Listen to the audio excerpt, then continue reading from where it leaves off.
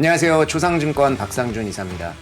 2022년도 이제 며칠 안 남았는데요. 사실 2022년도 정말 다사다난했던 한 해였습니다.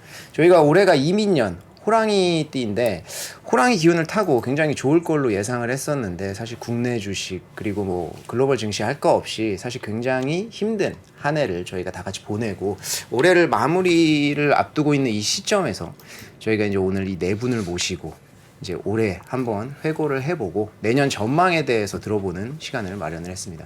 사실 2022년 한 해가 굉장히 다사다난했다고 제가 말씀드렸었는데 요새는 주기가 굉장히 빨라지다 보니까 한 해가 다사다난했다기보다는 좀 한 주가 다사다난했다 이런 식으로 해도 좀 모자라지 않다 싶을 정도로 굉장히 힘든 한 해였어요. 그래서 요 네 분들 저희가 모셔놓고 오늘 한번 얘기를 듣도록 하겠는데 사실 제가 오늘 처음으로 이렇게 한번 단독 사회를 맡게 됐는데 저는 굉장히 긴장이 되면서도 굉장히 좀 영광스러운 자리입니다. 이 네 분을 한 자리에 모신다는 것 자체가 굉장히 힘든 일인데 제가 또 사회를 맡게 됐고 많은 분들께서도 기다리셨을 거예요. 패널로 하실 때도 굉장히 활약을 많이 하셨던 분들이기 때문에 그럼 뭐 다들 아시겠지만 소개를 해보도록 하겠습니다. 저희 US스탁의 장우석 부사장님 모셨고요.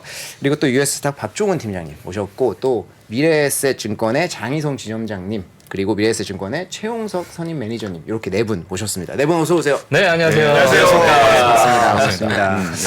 뭐 오늘 날씨가 좀 추워가지고 네. 또 많이 오시는데 고생들 하셨을 것 같습니다. 네. 뭐 오늘 이제 전망이랑 이런 거 말씀하시는데 준비 다들 되신 거죠? 네, 저희가 사실 너무 익숙한 멤버들인데도 다 같이 모인 게 사실 처음이잖아요. 그러니까요. 아니, 저도 장은성 지점장님과 거의 매일 통화하고 또 이야기를 많이 나누는데도 이렇게 나란히 앉은 건 이 스튜디오에서는 처음이라서 굉장히 좀 어색하면서도 꽉 차는 너무 든든함을 느낍니다. 지금. 아니 이 멤버가 있으니까 저녁 9시잖아요. 그쵸, 저녁 그쵸. 9시에 뭐 맥주라도 한 잔 있어야 될 것 같은데 예, 그게 없어가지고 아 오늘 노날콜 맥주라도 좀 준비를 했어야 되는데 저는 요새 거기 좀 빠져 있어가지고 네. 아, 근데 저는 항상 질문만 받다가 제가 이제 질문을 드려야 되는 입장이 되다 보니까 굉장히 좀 낯설어요 좀. 낯설지가 않다는 얘기입니까?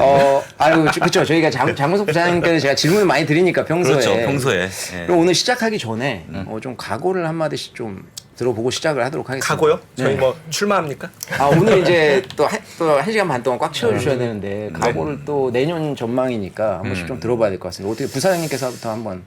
제가 이제 좀 이따가 그 가장 안 좋은 얘기를 좀 하려고 그랬는데 그때 미리 말씀드려 보게 되면 그 저희가 아까도 얘기했습니다만 원래 썸머 타임이 끝나면 원래 시간은 돌아가야 됩니다. 그때가 몇 시입니까? 여러분도 아시겠지만 10시 반이죠. 10시 반. 땀을 닦지 마시고 네네. 예.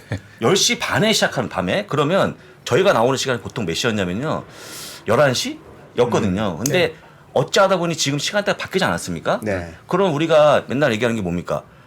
여기 들어오신 분들 뭔가 도움을 드리는 건데 도움을 못 드리잖아요. 제가 볼 때는 내년에는요 어떻게 하든지 간에 11시에 아 11시에 좀 긴장하시는데 11시에 나오겠다 저는. 전체 시작이 한 10시가 되면 좋겠다. 어떻게 생각하십니까? 팀장님. 좀 생각 좀 해봐야 될 것 아니, 같습니다. 잠깐만. 돌발 제안을 이건 각오잖아요, 각오. 예, 각오인데, 알겠습니다. 예. 각오가 여의치 않으면 접는 거죠, 그냥. 제 말을 취소하고. 각오는 각오일 뿐. 근데 저는 예. 개인적으로 그런 각오가 필요하다. 우리의 초심을 잃으면 안 된다. 초심을 잃었어요, 다들. 지금. 여기서 바로 투표 들어가는 거니까 지금. 아니, 저는 그런데 하여간 제가 이제 최근에 좀 드 생각이 뭐냐면, 과거에 했던 그런 초심을 잃은 게 아닌가. 라고 전 생각하는데, 예. 그래서 저는 일단은, 좀 상황이 되면, 예. 11시 시작하고 전 11시 반에 11시 나오고 해서 아마 방송 끝나면 자정이 되지 않을까 그렇게 전망하고 있습니다. 예. 네. 동의하십니까? 최포구님? 저는 부사장님의 각오에 너무나 공감되고 물론 여건이 된다면 그래야 할 것 같고요. 된다면? 네, 공감 안 되잖아요. 솔직히 얘기해서. 아니 공감 안 돼요. 여건이 문제지 본인 의지가 있죠. 없어요. 의지 있습니다. 잠깐. 전제 사항이 있을 뿐. 네, 의지 있습니다. 예. 물론 그런데 이제 저희가 스튜디오 환경이나 또 PD님들이 여건이나 그런 것들 종합적으로 고려해야 되다 보니까 예. 과연 이제 어떤 게 최선인가 고민이 좀 필요할 것 같습니다. 네, 각오에는 공감하고 있습니다. 우리 비밀 투표예요, 비밀 투표. 네, 익명 투표로 가겠습니다. 3대 1이죠 뭐. 네. 근데 아마 우리 4명 중에서 그때 계셨지 않습니까? 주장님? 저 그때 했었죠. 예, 했기 때문에 저희가 봤을 때는요 그게 진짜 도움을 주는 게 아닌가. 지금 어렵지 않겠습니까? 뭔가 위안이 필요하고 대안이 필요한 시기입니다. 근데 우리가 지금 잠만 더 자겠다고 지금 뭐 집에 가고 이게 말이 되겠습니까? 저는 그렇게 보거든요. 네. 예. 여기서 그렇게 안 하신 분들은 그런 거 무시하겠다. 난 내 길을 혼자 걷겠다. 예. 라고 저는 받아들이기 때문에 여러분들 이해가 되기 이 영상에 댓글로 아니, 혼자 말씀하시면서도 약간 좀 황당하신 것 같아요. 지금. 네. 이해가 되기 때문에 네네. 각자 판단하시 되게 좋을 것 같아요. 네. 먼저 얘기하세요. 우리 티나님부터. 예, 어떤 걸? 그런 의지가 있다고. 의지요? 예. 네, 아, 저 가고- 이 의지는 있는데, 뭐 지하철 시간도 있고, 여기 다칠까봐 혹시 제가 못 나갈까봐 이 건물 밖에서 제가 시간을 체크해서 예. 얘기하면 하겠습니까? 최선을 다해보겠습니다. 일단. 그런 게 좀 필요하다 말씀 좀 드립니다. 네. 네. 네. 저의 그러면- 각오였습니다. 네. 알겠습니다. 지하철 여권과 또 여러 가지 숙식이 여기서 해결된다는 전제 하에 뭐 그렇게 하신다고 또 각오를 하셨고 그러니까요. 예. 이런 그러니- 방식으로 해야 될 것 같아요. 그 뭐 당원 투표 50, 여론조사 50. 그래서 우리 PD님들을 포함한 우리 출연진들의 투표를 50% 반영하고 그러네. 댓글로 여러분들의 의견을 주시면 이 영상 댓글로 남겨주세요. 여러분들 그러네요. 글로벌 라이브를 9시에 시작하는 게 좋은지 10시에 시작하는 게 좋은지 네. 또 여러분들의 의견을 또 50% 반영하도록 네, 하겠습니다. 그렇습니다. 패널들도 투표할 수 있는 건가요? 패널들도 0.5표 네. 드리도록 하겠습니다. 알겠습니다. 알겠습니다. 네, 그러면은 그 박종훈 팀장님께서는 오늘 각오를 예, 어떻게 각오라기보다도 뭐 사실 너무 힘들었으니까 2022년은 네. 예, 2023년은 조금 더 나은 그런 정보 컨텐츠로 또 많은 분들 이제 찾아뵙는 시간을 좀 가졌으면 좋겠고요. 사실 네네. 많은 분들이 좀 자유로운 얘기를 할 수 있는 그러한 자리가 됐으면 좋겠어요. 예, 뭔가 뭐 물론 지금도 이제 마찬가지겠지만 너무 좀 하락했다 해서 저희가 하고 싶은 말도 못하는 경우도 좀 있거든요. 네네, 사실. 그쵸. 예, 근데 그런 부분을 이제 보시는 분들도 다 알고 있으시기 때문에 자유롭게 조금 얘기할 수 있고 그리고 뭔가 소통할 수 있는 그러한 뭐 시간이 되면 좋지 않을까. 그런 또 오늘 생각을 이렇게 소신 있게 말씀해 주시겠다. 이런 각오를 좀 말씀해 주셨고 주정님은 어떻게 오늘 각오 어떻게 되세요? 좀? 각오라고 하셔서 이런 생각이 듭니다. 네, 여러분 2022년이 가고 있습니다. 아 역시 진짜. 그래서 이 재치. 여러분들은 가고 저는 오고. 아니 오늘 사실은 저희 그 시청자분들의 어떤 채팅창에서 제가 가져왔던 질문이 좀 있어요. 예, 오늘 장희선 지점장님께 제가 딱 가져왔던 질문이 하나 있는데 좀 이따가 한번 좀 아주, 이따가. 아주 재밌을 것 같아요. 그래도 이제 각오를 한마디 말씀드리면 네네네. 뭐 통렬한 반성을 하러 이 자리에 나왔습니다. 여러분들도 너무 힘드셨고요. 저희도 너무 힘들어요. 특히나 너무 죄송하죠. 시청자분들께도 죄송하고 특히 저희 고객분들, 저희 지점의 또 고객분들께 너무 죄송해요. 그래서 통렬하게 반성을 하고 내년에는 무조건 저희가 잘해야 되지 않겠습니까? 또 좋은 정보를 드려야 되고 또 저희 또 계좌 운용도 잘 해야 되잖아요. 그래서 현 상황에 대한 정확한 분석 그리고 내년도에 좀 전략을 짜는 그런 자리를 만들고자 이 자리에 왔습니다. 네. 좀 더 냉철해지시겠다. 그럼요. 이렇게 말씀해 주셨고 그럼 우리 최용석 선임 매니저님 오늘 각오 한마디 해주시죠. 네, 사실 저 역시도 올해를 되돌아봤을 때 아쉬움이 많이 남는 것 같아요. 어떻게 보면 인플레이션이라는 이벤트가 있고 그 과정에서 금리 인상이라는 중앙은행들의 정책 변화가 있었는데 그런 이벤트를 충분히 인지하고 있으면서도 그게 시장에 어떤 영향을 줄지에 대해서는 어떻게 보면 다소 잘못 생각한 분들이 많이 있는 것 같고요. 그런 아쉬움들이 많이 남고 저는 투자자에게 제일 중요한 것 중에 하나가 자신의 투자를 복귀해 보는 것, 되돌아보고 어떤 것이 잘못됐고 어떻게 하면 더 나은 선택을 할 수 있었는지에 대한 고민을 하는 게 굉장히 중요할 것 같은데 저는 오늘 이 시간을 통해서 저희가 다 같이 올해를 되돌아보고 뭘 놓쳤는지 점검해보고 그걸 통해서 새해에는 정말 중요한 키워드를 놓치지 않고 또 그 중요한 키워드들이 주는 영향력을 점검해서 조금 더 훌륭한 시장 대응을 해보겠다. 올해보단 조금 더 나은 새해를 맞이하고 싶다는 굉장히 결연한 각오로 이 자리에 앉았습니다. 네. 철저한 복귀를 통해서 내년을 또 준비하시겠다. 맞습니다. 이렇게 또 말씀해 주셨습니다. 오늘 굉장히 기대가 되는 시간인데 저희 시작하기 전에 광고 짧게 보고 나서 2022년도 회고 한번 해보도록 하겠습니다. 대리 불러야지.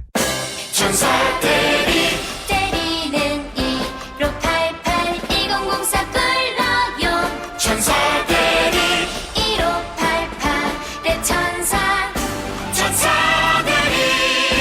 안심 귀가 천사대리 1588 1004. 바쁘게 지나가는 여의도의 하루. 지친 마음을 쉬게 해주는 그윽한 향이 있습니다.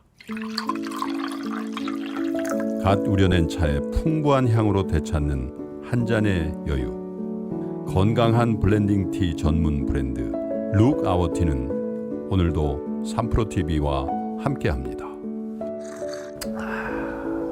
네이버에서 룩아워티를 검색하세요. 배송 메모란에 3프로TV를 입력하시면 티베이스 3종 세트를 증정해드립니다. 네, 본격적으로 2022년도 회고를 한번 해보겠는데 제가 좀 몇 가지 질문을 좀 준비를 했습니다. 그래서 첫 번째 질문은 2022년도 저희가 또 이제 글로벌 라이브 진행들을 해주셨잖아요. 그래서 글로벌 라이브를 되돌아보면서 두 가지인데 하나는 기억에 남는 순간 그리고 하나는 기억에서 잊고 싶은 순간 극과 극인데 예. 뭐 각자 생각나시는 거 있으시면은 하나씩 뭐 부사장님부터 시작할까요? 남는 거요? 네, 기억에 남는 것과 잊고 싶은 거. 잊고 싶은 것? 네. 남는 것은 제가 그때가 언제였습니까? 제가 이제 방송을 그만두면서 케이크를 받았습니다. 아. 그 케이크 지금도 있습니다, 지금 집에. 그래요. 아, 아직 네. 냉장고가 냉장고 있기 때문에 예. 케이크를 먹지 않은 상태에 다시 복귀했다. 아. 그럴 거였으면 왜 그만뒀냐라는 비판이 엄청납니다.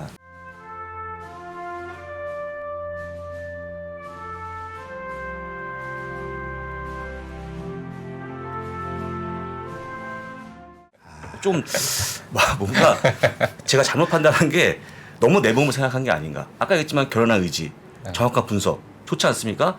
그걸 가지고 라이브 때 하자는 거예요. 밤 11시에 제 주장은. 그게 만약에 결혼한 의지가 있는데 아침 9시 하면 결혼한 의지입니까 그게? 네. 말도 안 되는 의지죠. 네. 그죠? 정확한 분석이 되겠습니까? 안 정확한 분석이 되거든요. 그래서 그런 것도 얘기하면서 일단은 저희가 몸을 던지는 시기가 왔는데 제가 뭔가 저부터 약간 희생을 함을 좀 주장한 게 아닌가. 가장 빨리 잊고 싶은데 계속 내일이 남아있어요 그게. 아, 제가 그러면은 그때 왜 꽃을 받고 아. 빵을 먹었을까. 저도 그 라이브로 네. 봤거든요. 그 네. 방송에 네. 정말 감동적이었어요. 하루 감동적이었고 그 다음날부터 말도 못했습니다. 뭐. 네. 네, 감동이 꺼지기 전에 네. 네. 복귀한 거죠. 좋습니다. 그리고 잊고 싶은 순간이 있다면 또 그 순간 아니에요? 그건 아니고 제가 이제 장비리아 별명이 장비리아 엔젤장 네. 했습니다. 근데 이제 지금 엔젤장 한 명도 안 씁니다. 그거 그게 뭐예요? 막 물어봐. 아니 그게 설마 그런 별명이 있었을까요? 뭐 와이프가 만든 게 아니냐 하는 건데 2020년에 만들어진 지금요? 저한테 대국민 사과해라. 엔비디아 얘기한 거 뭐 이거 말도 안 되는 거다 하고 있는데 여러분들한테 이렇게 말씀드리면 뭔가 좀 글쎄요 변명이라고 생각할 수 있겠지만 저희가 어떤 종목을 얘기하면 그게 다 올라가겠습니까? 우리끼리 얘기지만 맞추겠습니까? 그렇죠. 예. 예. 못 맞추잖아요. 예. 근데 다만 뭐가 있냐? 그나마 버티면 좋을 종목들 얘기하다 보니까 이렇게 한 건데 솔직한 얘기로 우리 다 모여 있는 모든 분들 그다음에 월가에 있는 모든 분들이 얘기할 때 어떤 공통점 있잖아요. 분석할 때 마찬가지지만 네. 그 공통점이 이 가고 있는데 혼자 아니라고 하는 건 아니고 같이 가고자 할 때 어떤 얘기하는 거에 그걸 들으신 분들이 좀 기분 나쁘겠지만 너무 그렇게 뭔가 책임을 져라. 뭐 대국민 사과해라. 제가 뭐 대국민 사과 누가 듣겠습니까? 그게 조금 예. 안타까운 기억으로 분류가 되고 있는데 그것만 좀 없어지게 되면 예. 자신감 갖고 이제 제가 좀 위축이 됐어요. 그거 얘기하다 보니까 이제 뭘 얘기하면 큰일 날 것 같아 혼날 것 같은데 그렇죠. 한때는 말이죠. 우리 장근석 선생님 옆에 있으면서 말을 못하는 거 이분이 얘기하면 혼나니까 뭐 왜 약을 파냐 막 이렇게 하는 거잖아요. 그래서 못했는데 그때 언제였습니까? CP가 잘 나온다 막 울었잖아요. 자기 어떤 쌓였던 그 뭔가 그 억울함이 터지면서 우는 건데 또 그 다음에 주가가 빠졌습니다. 하여간 그래서 저희한테 필요한 게 뭐겠습니까? 마음대로 말할 수 있는 그런 자유가 좀 필요하다. 근데 여러분들이 도와주셔야 되거든요. 일단은 저희가 얘기한 거에 대해서 그때는 그랬다 이때는 이랬다를 안 하면 어떨까 라고 좀 생각하고 있습니다. 자, 오늘 네. 저희 부사장님이 말씀하시는 것 중에 부사장님 요즘에 댓글이 이런 글이 좀 올라오던데 어떻게 생각하시나요? 이렇게 제가 여쭤봤어요. 정훈아 나는 댓글 잘 안 봐. 그런 말씀 많이 하셨거든요. 저 오늘 보니까 다 보셨어. 다 보신 걸로? 네. 정확하게 다 보셨어. 다 들었죠. 들었어. 남을 입에 통해서. 네. 제가 보지 않습니다. 제가 눈을 안 보고 예, 남이 얘기하면 듣죠. 아, 항상 제가 사람의 얘기를 들으라고 했잖아요. 그렇죠. 그게 중요한 겁니다. 소통할 예. 수 있는. 그걸 안 듣는 분들이 지금 많아요. 그걸 얘기한 거니까 정확히 본 게 아니고 들은 거다라고 좀 수정해 주시면 좋을 것 같아요. 알겠습니다. 저는 근데 지금 그 부사장님의 말씀을 듣는데 이게 와닿고 공감된 것들도 많지만 어떻게 보면 우리가 이렇게 모인 자리가 한 해를 마무리하는 자리이기도 하잖아요. 그렇죠. 그래서 정말 부사장님께서 올해 한 해의 고민들을 많이 또 털어내고자 하시고 맞아요. 새해는 정말 완전히 새롭게 하고자 하시는 각오가 맞아요. 저는 절절히 느껴지거든요. 네. 제가 약간 웃다 보니까 된 건데 진짜 저는 고민이 너무 많았어요. 왜냐면 야 이렇게 많은 분들이 투자했는데 장이 빠지면 얼마나 마음이 아플까. 네. 그러니까 저는 그랬잖아요. 화를 내라 차라리 나한테 많이 풀리면. 근데 안 풀리잖아요 그게. 나한테 욕한다고 장이 올라갑니까? 안 되거든요. 그래서 저는 뭐 이렇게 가볍게 얘기했습니다만 그게 저의 가장 큰 고민이었고 지금도 고민입니다. 그래서 그걸 어떻게 하면 떨고가 생각하고 있는데 별 방법이 안 보이겠죠. 그런데 여러분들이 조금만 시간이 지나게 되면 해소가 되지 않겠습니까? 조금 나아지지 않겠습니까? 그걸 같이 견디면 좋은데요. 한 1년 남았다가 좀 봅니다. 같이 보시면서 1년만 참으시면 될 것 같아요. 네. 근데 사실 저희 우리 엔젤장님께서 하시는 이 고민은 뭐 저도 뭐 여기 다 계신 분들 다 뭐 공감하시겠지만 저도 몇 주 전에 또 상담을 한번 드린 적이 있었어요. 그렇죠. 뭐 그때 절단 뭐 되겠다. 저도 진지하게 이제 뭐 찾아서 절단되겠다 그런 네, 말씀까지. 그막 지명하면서 뭐 뭐. 그러지는 않았는데 예, 저도 그 이후로 이제 그때 고민 많았죠. 네. 말씀해주신 내용을 참고로 해가지고 뭐 그런 것들을 좀 참고하다 보니까 좀 괜찮아졌는데 네. 그런 고민들 참 그쵸 힘들죠. 네, 보지 말라고 제가 처방해드렸거든요. 근데 네, 네. 어떻게 안 보겠습니까? 봐겠죠. 그래서 인간이 안 볼 수는 없어요. 안 볼 수 없습니다. 근데 제 기억에 모든 글을 보는 분이 이 자리에 있어요. 이 중에 5명 중에 진현님 매일 보잖아요. 모든 글을 댓글을 모든 글을요? 지금도 보잖아요. 지금도. 보죠. 보긴 보죠. 근데 그거를 보고서 또 제가 뭐 고쳐야 될 부분도 있고 뭐 제가 좀 반성해야 될 부분도 있고 또 궁금하기도 하고요. 그래서 사실 저도 어쨌든 글로벌 라이브 1회부터 부사님하고 저는 네. 좀 1세대잖아요. 그러면은 또 이제 저희 회사에 또 새로 이렇게 방송 나오는 직원들 오면은 제일 먼저 하는 얘기가 그거예요. 댓글 보지 마라. 아니면은 너무 신경 쓰지 마라. 근데 저도 뭐 안 볼 수가 없더라고요. 궁금하죠 사실. 그게 이제 좀 피드백이어야 되는데 말 나온 김에 그럼 지점장님으로 바로 넘어가서 지점장님은 어떻게 기억하고 싶었던 순간 또 잊고 싶은 순간 또 이런 게 어떤 게 있었을까요? 뭐 사실 기억이 나는 순간이 또 있고 싶은 순간이기도 한데요. 그 전에 앞서서 여러분들 이 4명의 MC 중에 은퇴를 하고 번복하지 않은 유일한 한 사람이 있습니다. 그게 바로 접니다. 저는 저는 은퇴를 하지 않았고 다시 컴백하지 않았습니다. 진짜 네. 그러네요. 그래서 이 세 분 정말 요란하게 은퇴를 하셨었죠. 다시 돌아올 거라고 저는 분명히 얘기했었고 한마디 기가 막히네요. 여기서 살짝 연예인들 보면 또 그렇대요. 여기서 자기 혼자 하겠다고 또 제가 그 초창기에 우리 글로벌 라이브 초창기에 이제 1세대 저랑 이제 박광남 팀장이라고 저희 회사 맞아요. 그 친구 이제 회사 유튜브로 갔어요. 갔죠. 그러면서 이프로님이 방송에서 물어봤어요. 그만두시면 안 돼요. 그래서 제가 저는 벽에 이것저것 칠할 때까지 계속 하겠습니다라고 말씀드린 게 있어서 여러분들 그 약속을 저는 지키고 있습니다. 장희성 선임 매니저씨는 안 가셔도 되죠? 저는 뭐 여기 이거 바를 때까지 제가 여기 남아 있어야 되지 않겠습니까? 이프로님이 버리지 않는 한은 꼭 붙들고 있어야죠. 감사합니다. 알겠습니다. 저는 꼭 남아 있겠습니다. 네. 그럼 아까 이제 오늘 말씀하신 질문에 좀 답을 드리자면 여러분들도 마찬가지시겠지만 지금 뭐 수목금 하시는 여러분도 그렇겠지만 어쨌든 저희가 라이브로 하다 보니까 경제 지표가 발표가 돼요. 이제 미국의 아침 시간이니까. 그렇죠. 그러면서 CPI 말씀하셨던 거 그 2개가 기억이 남는데요. 날짜 좀 적어왔어요 제가. 9월 13일 날. 그때 이제 8월 CPI가 나왔는데 그때 안 좋았습니다. 그때가 예상이 8.1이었는데요. 8.3%가 나왔죠. 그러면서 맞아요. 선물이 급락이 나왔고 급락 나왔죠. 제가 처음으로 생방송 중에 멘탈이 나갔습니다. 그러니까 이제 너무 이제 좀 충격을 받은 거죠. 그래서 그러니까 이제 그 장이 뭐 선물 빠지고 이런 거에 있어서 힘이 쭉 빠지고 멘탈이 나가면서 왜냐면은 그래도 약간 이제 뭐 반등에 대한 희망, 뭐 시장은 어쨌든 또 우상이 하게 될 거야 이런 것들을 좀 내려놓는 그런 날이었어요. 그래서 그 이후로 조금 이제 보수적인 스탠스로 좀 바뀌기도 했었고, 뭐 물론 지금은 아닙니다만 이미 충분히 하락을 겪었다고 생각을 하고 있습니다만. 아이고 나왔습니다. 나왔습니까? 와, 장난 아니다. 미국 선물 빠지는 거 봐. 충격적인 CPI가 발표가 돼서 장이가 빠지고 있습니다. 이거 멍해지는데요? 멍해졌습니다. 저도 이제 진짜 상당한 제대로 지금 두드려 맞았습니다. 높네요. 와, 이거 그러면 시장이 한 1.59% 떨어지고요. 저 사실 이럴 거라고 기대는 안 하고서 그런 날이 있었고 딱 2달 뒤에 부사님도 기억하시는 그 날짜가 언제죠? 12월 13일이네요. 이제 11월 CPI가 나왔습니다.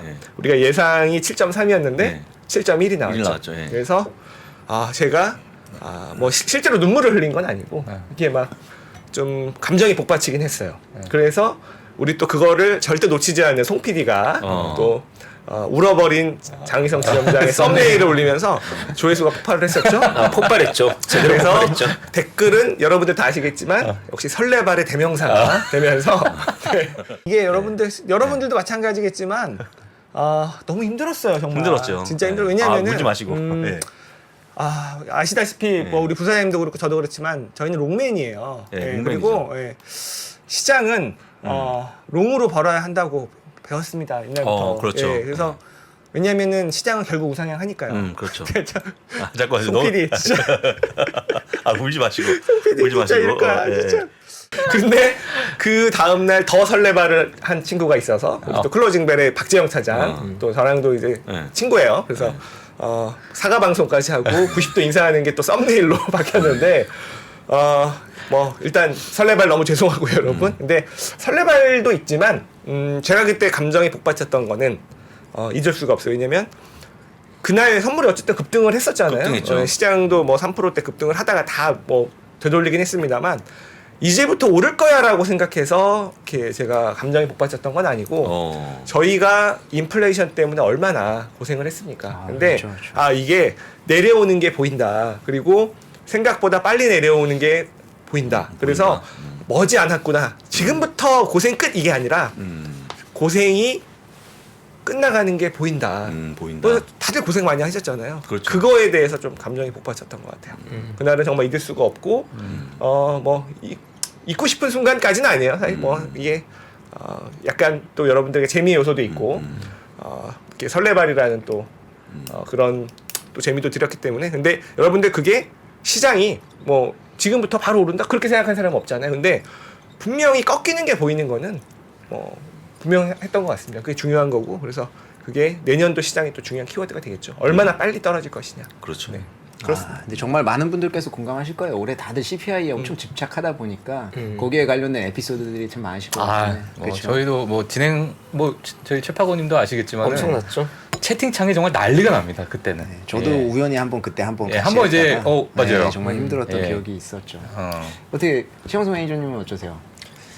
사실 저도 말씀하신 대로 CPI 발표란 이벤트가 올해는 저에게 매번 어떻게 보면 압박을 많이 줬던 것 같고요. 시장 대응으로도 그렇지만 또 구독자분들과 소통하는 과정에서 부담을 많이 줬던 것 같고 저도 올해 되돌아봤을 때 글로벌 라이브와 함께했던 순간 중에 가장 기억에 남는 것 또 잊고 싶은 순간 떠올렸을 때 그런 게 정말 수십 개 떠오르더라고요. 저는 올해 2월부터 8월까지는 또 박종원 팀장님과 함께 주 5일 월화수목금 매일 나왔었잖아요. 그러다 보니까 정말 많은 순간들이 있었는데 그래도 기억에 남을 딱 하나만 꼽자면 역시나 첫 인사드린 날인 것 같아요. 박종원 팀장이랑 진행자석에 앉아서 구독자분들께 저희가 이번에 새롭게 사회자가 됐고 또 구독자분들과 많이 소통하면서 1년을 보내겠다 말씀을 드렸는데 그래서 1년 동안 또 구독자분들과 많이 소통하고 댓글 읽고 그 과정에서 많은 구독자분들도 얻었던 것 같고요.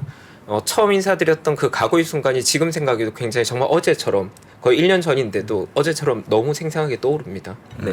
그리고 또 잊고 싶은 순간은 딱히 없긴 한데 제가 좀 딱 떠오르는 게 약간 창피했던 순간 중에 하나가 박종원 팀장을 기억할 건데 제가 이제 진행을 하다가 잠시 자리를 비웠다가 복귀해야 되는 순간인데 동선이 꼬여서 제가 제 전방에 있는 카메라와 헤딩을 했습니다.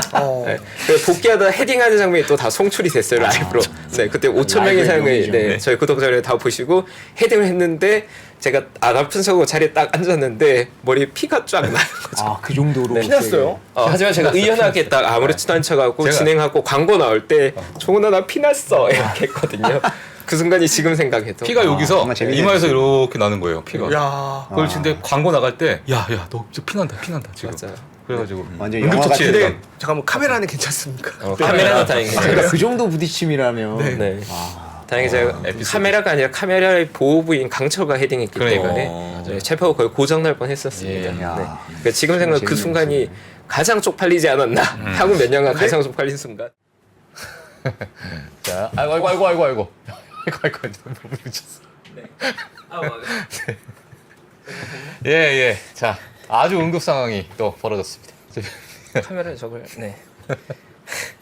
방송사고다. 방송사고. 예. 괜찮아요? 네, 괜찮아요. 예. 네. 오늘 축구까지. 죄송합니다. 하시고. 여기 약간 상처가 났습니다. 네, 여러분들. 괜찮습니다. 예. 네. 그래서 방송 도중에 피가 났어요. 피가. 그래서 제가 피까지는 아니고요. 제가 피까지는 이렇게 아니고요. 이렇게 닦아줬어요. 교통사고가 잠시 예, 발생했죠. 괜찮죠? 괜찮습니다. 뭐 괜찮아 보이는 네. 것 같습니다. 괜찮습니다. 그게 또 약간 시청자분들에게는 네. 큰 웃음 드리는 거니까. 라이브의 묘미죠. 맞아요. 또 지금 보면 추억이에요. 그걸 제가 어떻게 잊겠습니까? 잊지 못할 밋밋한 게 제일 안 좋아요. 아 맞습니다. 네. 아니 그러면 근데 지금 이렇게 이야기하는 와중에 또 박종원 팀장님 약간 눈빛이 흔들리는 것 같은데 지금 그러니까 기억에 남는 순간 지금 첫 번째 얘기하려고 했는데 지금 미리 말씀하신 거 아니에요? 아니요. 저 기억에 남는 순간은 너무너무 많고 사실 이제 제가 이제 최용서 매니저님을 처음에 뵙고 처음에 이제 진행을 할 때 그런 이제 또 에피소드가 좀 있고요. 사실 뭐 그런 게 있고 그다음에 만났는데 이제 나이가 같아서 이제 친구가 되고 그러면서 이제 뭐 진행하는 기간 동안에 뭐 좋은 이제 기억이 많이 있죠. 많이 있고 제일 잊고 싶은 건 뭐냐면 첫날이었어요. 방금 말씀해 주셔가지고 첫날인데 제가 진짜 이렇게 준비했습니다. 이렇게 오프닝 멘트랑 뭐 연습을 이렇게 막 준비해가지고 이거 이제 시청자분들은 모르시겠지만은 저희가 이제 들어가기 전에 자 10초 남았습니다. 5초 남았습니다. 자 들어갑니다. 이렇게 하시잖아요. 10초 남았습니다 했는데 제가 한 4시간 동안 외웠고 다 까먹은 거예요. 한순간에. 그래가지고 하얘졌어요. 정말. 근데 5초 남았습니다 했는데 야 이거 진짜 못했다. 큰일 났다 이거 지금. 그래가지고 이제 그때 완전히 얼굴이 얼어가지고 문자로 너 뭐 긴장했니? 뭐 저희 어머니한테 문자 오고 난리 났어요 그때. 그랬던 기억이 있습니다. 예, 뭐 그럼 두 분이서 첫 방송을 같이 처음으로 시작하신 거예요? 예. 맞아요. 저희가 기억나는 게 처음 우리가 파트너가 됐을 때 우리가 둘 다 어떻게 보면 진행자석으로도 처음이었지만 함께한 게 처음이라서 어떻게 보면 정말 어색하고 많이 부족했거든요. 맞아요. 근데 저는 지금 이야기인데 좀 감동이 오는 게 지난 1년간 박종원 팀장과 제가 함께하면서 우리 정말 많이 나아졌구나, 성장했구나, 정말 많이 배웠구나라는 생각도 들고 그리고 또 그 1년의 시간 동안 오늘의 연초엔 박종원 팀장과 제가 일면식도 없는 사이였는데 지금은 사실 정말 제 인생의 친구라고 말할 수 있거든요. 정말 인생의 친구, 평생 갈 친구라면 얻은 그런 보물 같은 시간이라서 저는 약간 감동이 있네요. 네, 이야기하는데. 저도 잊을 수 없어요 그날을. 왜냐면 제가 그날 패널이었고. 맞아요. 이게 그래. 또 맞아. 두 분의 그 진행을 축하하기 위해서 그 주 일주일 내내 제가 패널로 나왔어요. 네, 그 주는. 근데 그 첫 방송의 그 멘트는 잊을 수가 없습니다. 그거를 우리 그 언더스탠딩 끝나고 하잖아요. 이 프로님이 정말 두고두고 놀렸던 그 영상은 한번 좀 틀어줬으면 좋겠는데 그 오프닝 멘트만 우리 PD님이 한번 편집해서 써주면 미모로 도는 거 아니에요? 지금은 방송 정말 두 분 잘하시잖아요.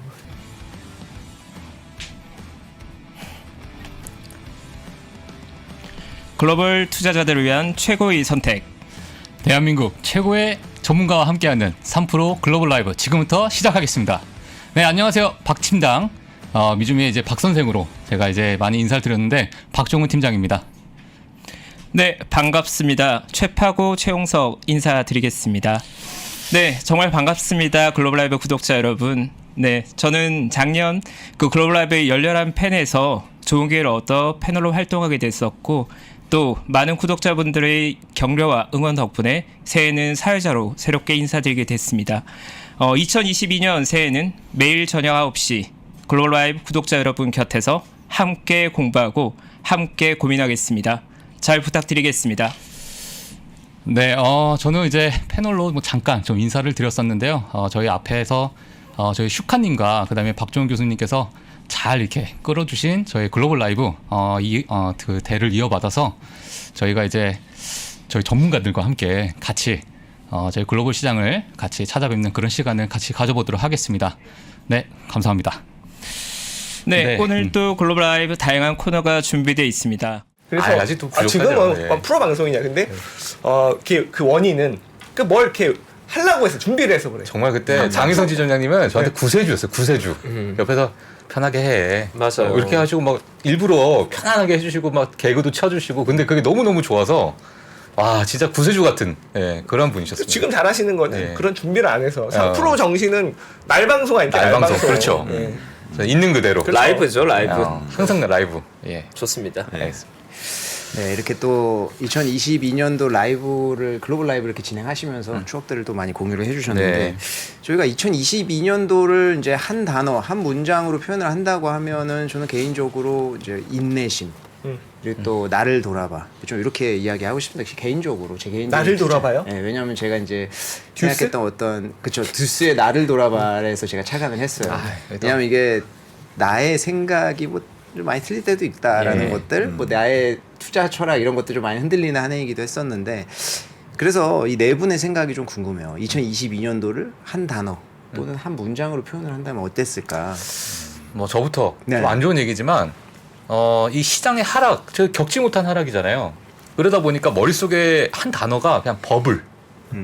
이런 이제 그 단어가 좀 떠오르더라고요. 근데 이게 물론 지금의 시장이 버블이어서 버블이 터졌다라고 표현하는 게 아니라 뭔가 이제 이렇게 떨어지는 이런 하락장을 맞이하면서 야, 이거를 우리가 앞으로 어떻게 역사적으로 어떻게 남을 시장이 될지가 저는 좀 많이 궁금하고, 뭐 과거 뭐 금융위기 사태다, 닷컴 버블이다, 이런 버블이라는 단어가 많이 있으니까 이번 2022년을 또 어떤 식으로 표현할지, 이제 미래로 갔을 때 네. 어떻게 미래로 가서 이 2022년을 좀 회상하면서 어떤 이름을 또 붙일지, 그것도 저는 좀 생각이 좀 많이 들기도 하고, 또 하나가 뭐냐면 제가 2월 달부터 이제 방송을 하면서 단 한 번도 시장이 오른 적이 없어요.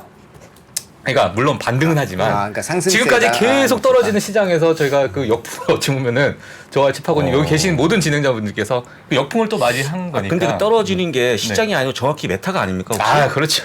메타를 진짜 시장으로 하나만 착각한 거 보신 아니에요? 거예요 혹시? 예. 헷갈리는 거 아닙니까? 메타가 곧 시장입니다. 아, 저한테. 그렇군요. 예, 메타가 예. 곧 시장이다. 예. 한 단어네, 올해 한 단어. 그렇죠. 메타가 곧 시장이다. 진짜. 올해 한 단어로 메타를 뽑아주셨어요. 예. 메타방님께서는. 그럼 알겠습니다. 우리 장블리님께서는 뭐 저는 장블리? 약간 그 한 단어를 할 때 좀 시장에서 하는 그 많은 분들의 불만을 좀 말하고 싶은데, 지금 겨울이 왔잖아요. 겨울이 왔고 지금 영하 16도, 제 집 근처가 18도까지 빠졌거든요. 근데 이제 끝나는 거예요. 영하 16도였다. 춥다. 네. 끝이에요. 근데 조금 더 길게 보게 되면 어차피 2년 지나고 3년 지나면 물론 봄은 오겠지만 시장이 좋아지지 않겠습니까? 단지 지금 상황에서 시장이 얼어붙고 있다, 춥다, 안 좋다, 내용이 올라와요. 근데 보면 되게 불안하거든요. 나가도 주식 팔 것 같아요. 팔고 말지, 뭐가 버티나? 생각이 드는데, 우리가 알게 모르게 너무 짧게 보는 게 문제가 아닌가. 그 다음에 지금 나왔던 그런 악재 그 다음에 2년, 3년 뒤가 지나면 곧 전망 얘기하면 좋을 것 같아요. 숫자간으로 2, 3년 지나면 좀 좋아지지 않겠습니까? 거기 반대하십니까? 최소한 그 정도 희망이 있어야 되는 거 아니에요. 근데 현재 시점만 얘기하고 끝나는 게 약간 안타깝다. 저는 그래서 한 단어가 뭐냐면요, 겨울이 왔다. 하지만 봄도 온다. 좋습니다. 그 왕자의 게임의 윈터 이즈 커밍. 아니 저는요 이제 몇 번 얘기했습니다만 당장 오늘 내일 뭐가 의미 있겠습니까? 그리고 사실은 제가 테슬라 최근에 어떤 동향을 알고 있는데, 그 투자하는 분들 그대로 얘기를 들어보면 이런 거예요. 주가가 빠지니까 테슬라 오늘 매수합니다. 오늘 얼마 빠졌습니까? 테슬라 오늘 급락했죠. 8.88% 빠졌죠. 급락했다고 얘기해야 됩니다. 숫자 얘기하면 그 날짜가 나오니까. 급락했기 때문에 사람들이 그런 주식을 매수하는 순간에 이분의 평단가가 내려가요. 내려갑니다. 안심하는, 내려갔다, 다행이다 하는 거죠. 그거는 뭐냐면 다음날 반등할 거에 대해 미리 예측한 거예요. 벌써 다음날 반등합니까? 못해요. 더 빠지는 거죠. 근데 여러분들이 얘기했지만 제가 어차피 금리 인상 때문에 성장주가 빠진 거라 그러면요, 금리 인하 것까지 미리 봐야 돼요. 그거 맞춰서 같이 걸어가야 되거든요. 혼자 저만큼 뛰어가고 기다린다는 것은 별로 의미가 없다. 지금 겨울이 오는 건 맞는데 겨울보다 조금 더 따뜻한 봄이 오는 걸 한번 기대해 보자. 그걸 꼭 기억했으면 좋겠다. 빙하기가 오진 않겠죠? 메타는 잘 모르겠어요. 메타는 빙하기로. 메타는 제가 2021년 여름에 제가 뭔가를 매도 사인을 내고 용목의 처음이었습니다. 메타 플랫폼. 과거에 페이스북이었죠. 예. 제가 그걸 강력한 매도 의견을 제시했거든요. 예. 여기 말도 못했습니다. 네가 뭘 페이스북 아니야? 네가 뭐 이렇게 큰 성장주에 대해 네가 왜 그런 얘기 하냐고 욕을 많이 먹었는데, 맞아요. 사실은 메타는 모르겠고요. 전반 시장은 빈가기는 아닐 것 같고 조금 겨울이 길어질 수 있겠죠. 그것도 보시면 될 것 같아요. 제가 거기 약간만 첨언하면 생각보다 농담이 아니라 정말 이 투자 시장의 환경을 계절에 비유한 투자들이 많이 있습니다. 앙드레 코스톨라니 같은 인물들도 이제 계절에 많이 비유하는데 겨울이 지나면 분명히 봄은 오는데 문제는 봄이 와도 겨울에 얼어 죽은 나무들은 잎을 다시 못 피워냅니다. 그래서 자금 조절해주니 겨울에 만약에 정말 고사할 수 있는, 얼어 죽을 수 있는 나무들은 좀 조심해야 될 필요는 있다는 생각을 하고 있고요. 그래서 가능하면 성장 기업이라고 하더라도 현금 창출하고 현금 가지고 있는 기업들에 투자하는 게 봄을 기다리는 자세다. 굉장히 중요하다 생각합니다. 그럼 그 시장을 얼어죽을- 떠난 분들이 문제가 되겠네. 아예 떠난 분들. 그러면. 맞습니다. 시장에 봄은 올 거고요. 다만 이제 우리가 투자한 기업들이 한국의 나무에 비유할 수 있을 건데 봄이 왔을 때 성장을 이어가고 또 새로운 봄을 맞이하기 위해서는 그 겨울 동안 살아남아야 합니다. 생존도 중요한 시기입니다. 이쯤에서 저 순서를요. 네네. 챕하고 얘기한 다음에 저를 해주세요. 아, 나도 거기서 얹어보게. 아니, 맨날 나한테 얹어보게.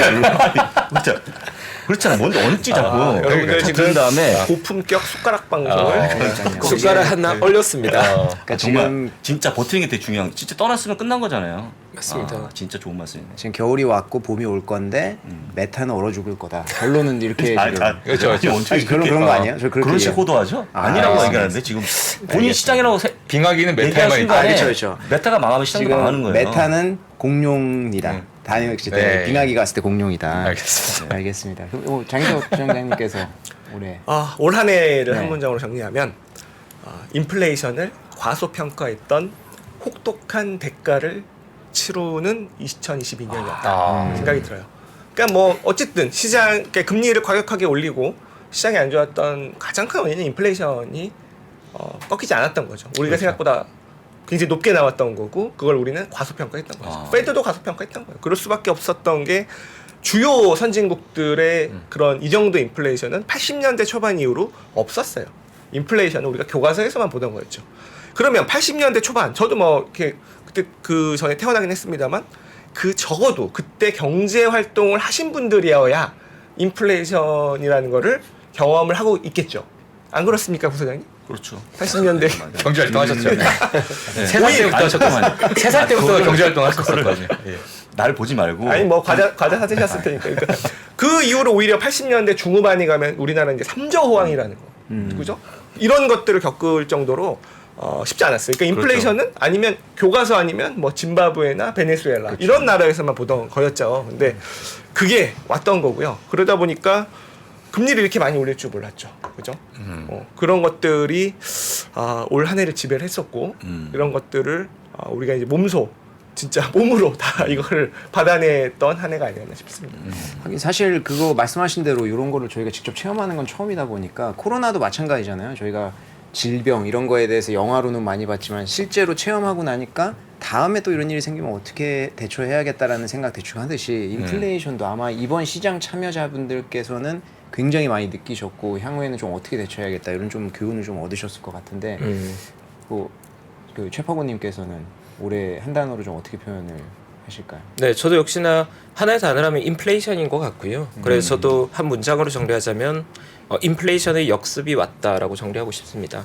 그러니까 사실 우리가 아까 전 지점장이 말씀해 주신 것처럼 인플레이션이라는 단어가 저도 경영학을 전공하고 또 경제를 공부하고 금융업계에 와서 증권사 직원으로 10년 이상의 시간을 보냈지만 과거에 우리가 투자 의사결정할 때 인플레이션이 그 투자 의사결정에 지대한 영향을 끼친 구간은 제가 기억하기로는 없었거든요. 하지만 올해가 되고 나서는 인플레이션이 다른 어떤 매크로보다도 중요한 지표가 됐고 이건 어떻게 본다면 지난 30년간 굉장히 낮았던 인플레이션 어떻게 보면 중앙은행들은 인플레이션을 두려워하기보다 오히려 디플레이션을 두려워했던 디플레이션의 그림자가 있었던 30년에서 이제야말로 정말 우리가 인플레이션을 두려워해야 되는 시기가 왔다는 신호탄이라고 저는 개인적으로 생각하고 우리가 올해 봤던 굉장히 높은 인플레이션이 그 정도 수준이 지속되지는 않겠지만 앞으로의 10년 앞으로 20년간은 우리가 인플레이션을 굉장히 경계하게 될 것 같습니다. 그래서 과거의 30년과 또 다른 향후 10년, 20년간의 움직임에서 그 변곡점이 됐다고 생각하고요. 그야말로 인플레이션에 대해서 대비되지 않았던 투자자들 또 인플레이션 경험하지 못했던 투자자들에게 역습이 왔다. 생각하지 못한 반전의 공격이 왔던 그런 한 해라고 기억될 것 같습니다. 사실 뭐 또 2022년 이제 마무리들 많이 다 하시니까 투자자분들께서 이제 한 해 후회하고 계신 일들이 좀 많이 있을 것 같아요. 저 같은 경우에는 좀 뇌화부동했던 것들 매매에 대해서 그런 거에 대해서 좀 후회를 하는데 뭐 각자 후회하고 계신 것들 좀 있으세요? 뭐 저 같은 경우에는 사실 진원장님께서 말씀하셨던 너무 우리가 가소평가하지 않았나 그러다 보니까 연초에 조금 빠졌던 그런 시장에 너무 좀 달려들지 않았나 좀 그런 생각을 저는 좀 하고 있습니다. 이런 부분이 사실 뭐 투자하시는 분들에게 좀 후회되는 어떤 포인트가 될 수 있을 것 같고 이게 뭐 물론 이게 장기화될지 얼마나 앞으로 또 갈지는 모르겠지만 너무 이 많이 고평가되어 있었던 부분을 약간은 조금 간과하지 않았나 예, 이런 생각이 좀 들고 사실 S&P 500의 그 PER도 보게 되면 과거 평균보다 상당히 많이 높았던 그런 시기였거든요. 근데 네. 사실 그때는 성장주의 어떤 무서운 기세 때문에 그런 것들이 잠시 안 보였던, 그리고 이제 잠깐 빠지니까 다시 어느 정도 가격이 좀 빠졌구나, 좀 들어갈 수 있는 기회가 아닐까. 엔비디아 엔비디아 아까 말씀하셔서 그렇지만은 뭐 엔비디아 말 그대로 뭐 메타 플랫폼스나 여러 이제 빅테크 성장주들이 그러한 시기에서 이거는 앞으로 미래가 무궁무진하고 뭐 메타버스 여러 이제 좀 매혹적인 단어들이 많이 있었어요, 사실. 근데 그 부분이 그 고점에서 많이 형성이 되면서 투자자들이 이제 그런 부분에서 약간의 판단에 있어서 약간 좀 힘들어하지 않았을까, 예, 이런 생각을 좀 해봅니다, 저는. 그러면 아까 엔젤장님께서 그 아까 말씀하셨으니까 그러면은 저희 최파고님께 먼저 좀 질문을 드릴게요. 사실 후회되는 순간이라고 하면 어떻게 보면 상반기에 주식을 나쁘지 않은 조건에 현금화할 수 있고 현금을 만들 수 있는 시기들이 많이 있었던 것 같거든요. 특히나 성장주 투자자들에게 올해 기회가 없었다고 생각하지 않는 게 올해 여름 8월 같은 경우에도 환차익을 감안했을 때 나쁘지 않은 가격에 현금화할 기회들이 조금 있었고 상반기도 현금을 만들 기회가 있었고 저 역시도 그러한 타이밍에 시장 반등을 활용해서 현금을 만든 작업들을 꽤나 진행했던 것 같은데 그 당시에는 나쁘지 않은 비중을 현금화해서 현금을 만들었다고 생각했는데 돌이켜보면 그때 더 과감하게 현금을 만들어놨어야 됐다. 그리고 만들었던 그 현금을 더 지켜냈어야 됐다라는 생각을 하는데 지나고 보면 결국은 팔 때 좀 더 공격적이고 현금 비중을 좀 더 보수적으로 시키는 의사결정을 해야 되는데 어떻게 보면 그 박자는 맞췄는데 그 행동이 다소 정적이었다. 더 과감하지 못했다. 그런 부분들이 조금 아쉬움이 남고요. 사실 가격적으로 봤을 때는 미국의 상장을 대표한 종목들을 정말 좋은 가격 현금한 좋은 타이밍들이 있었는데 그 규모가 생각보다 약했던 거죠. 그래서 역시나 올해 장에서는 현금 비중을 충분히 확보하지 못한 게 저 스스로도 가장 좀 뼈아픈 실책이 아니었을까. 그때 만들어놓은 현금이 있었다면 지금 좀 과감하게 쓰고 싶은데 그때 현금을 많이는 못 만들었던 게 지금도 굉장히 아쉽습니다, 사실. 네. 이거는 뭐 저한테 말씀하시는 것 같아가지고 약간 뼈 때리는 느낌이에요. 네. 그러면은 장현재님 어떻게 이거 받으시겠어요? 이런 거에다가 얹을 게 없죠. 질문 자체를. 다음부터 그냥 좋은 질문을 주신 다음에 얹으라고 하면 이건 후회스러운 일을 또 뭘 얹어야 돼. 제가 타이밍을 그렇게 나는 더 못했다. 이렇게밖에 할 수 없다. 그러네요. 내가 볼 때 진행자가 약간의 혹시 뭐 이렇게 짠 거 아닙니까? 혹시 이거 몰래카메라 아니에요, 방금 이거? 저희가 지난번 식사 따로 한번 했습니다. 뭐 약간은 그런 우스갯소리고 솔직히 저는 진짜 너무 후회스러운 게 너무 불리시했나 제가? 너무 불리시하게 얘기한 것 같아요. 너무. 아까 얘기했지만 봄이 진짜 마치 와 있는 것처럼 진짜 멀리 있는데 그걸 조금 제가 헷갈리게 한 게 가장 큰 문제였고 지금도 그런 욕을 많이 먹어요. 제가 너무 불리시하게 보는 거 아니냐 해서 이제 언제는 김프로께서 부르셔갖고 다 좋은데 너무 장을 좋게 본다. 그런 많은 분들이 거기에 현혹이 돼갖고 급하게 쓸 자금을 못 파는 거 주식을 버티는데 버티면 더 빠지잖아요. 그래서 그런 거에 대해 다시 한번 좀 생각해봐야 하는데 지금도 고민하고 있는데 제가 생각해 보니까 너무 한쪽에 치우쳤던 것 같아요. 솔직한 얘기. 내가 봤을 때는 지금도 문제고. 근데 그거를 바꾸려고 그러는데 그게 성향 잘 안 되는 것 같아요. 나쁘게 얘기하고 경고를 주면 좋은데 잘 안 돼요, 체질상. 그래서 성향도 좀 있기 때문에. 그렇죠. 그런 건 그래서 어쩔 수 근데 없죠. 하여간 그게 가장 큰 문제였고 너무 후회했었습니다 지금. 그럼 저희 장희성 지원장님. 저도 뭐 비슷한데요. 한 단어로 말씀드리면 욕심이었던 것 같아요. 욕심. 왜냐하면 욕심. 뭐 하락을 맞추지는 못했죠. 그러면 왜냐하면 또 불리시하게 보는 분들은 그 기본적인 성향이 불리시해요. 그래서 하지만 욕심에 대한 컨트롤은 할 수 있었다. 왜냐하면 이미 많이 올랐고요. 그러면 어쨌든 우리가 주식 포지션을 갖고 있다는 거는 수익을 내려고 갖고 있는 겁니다. 그죠?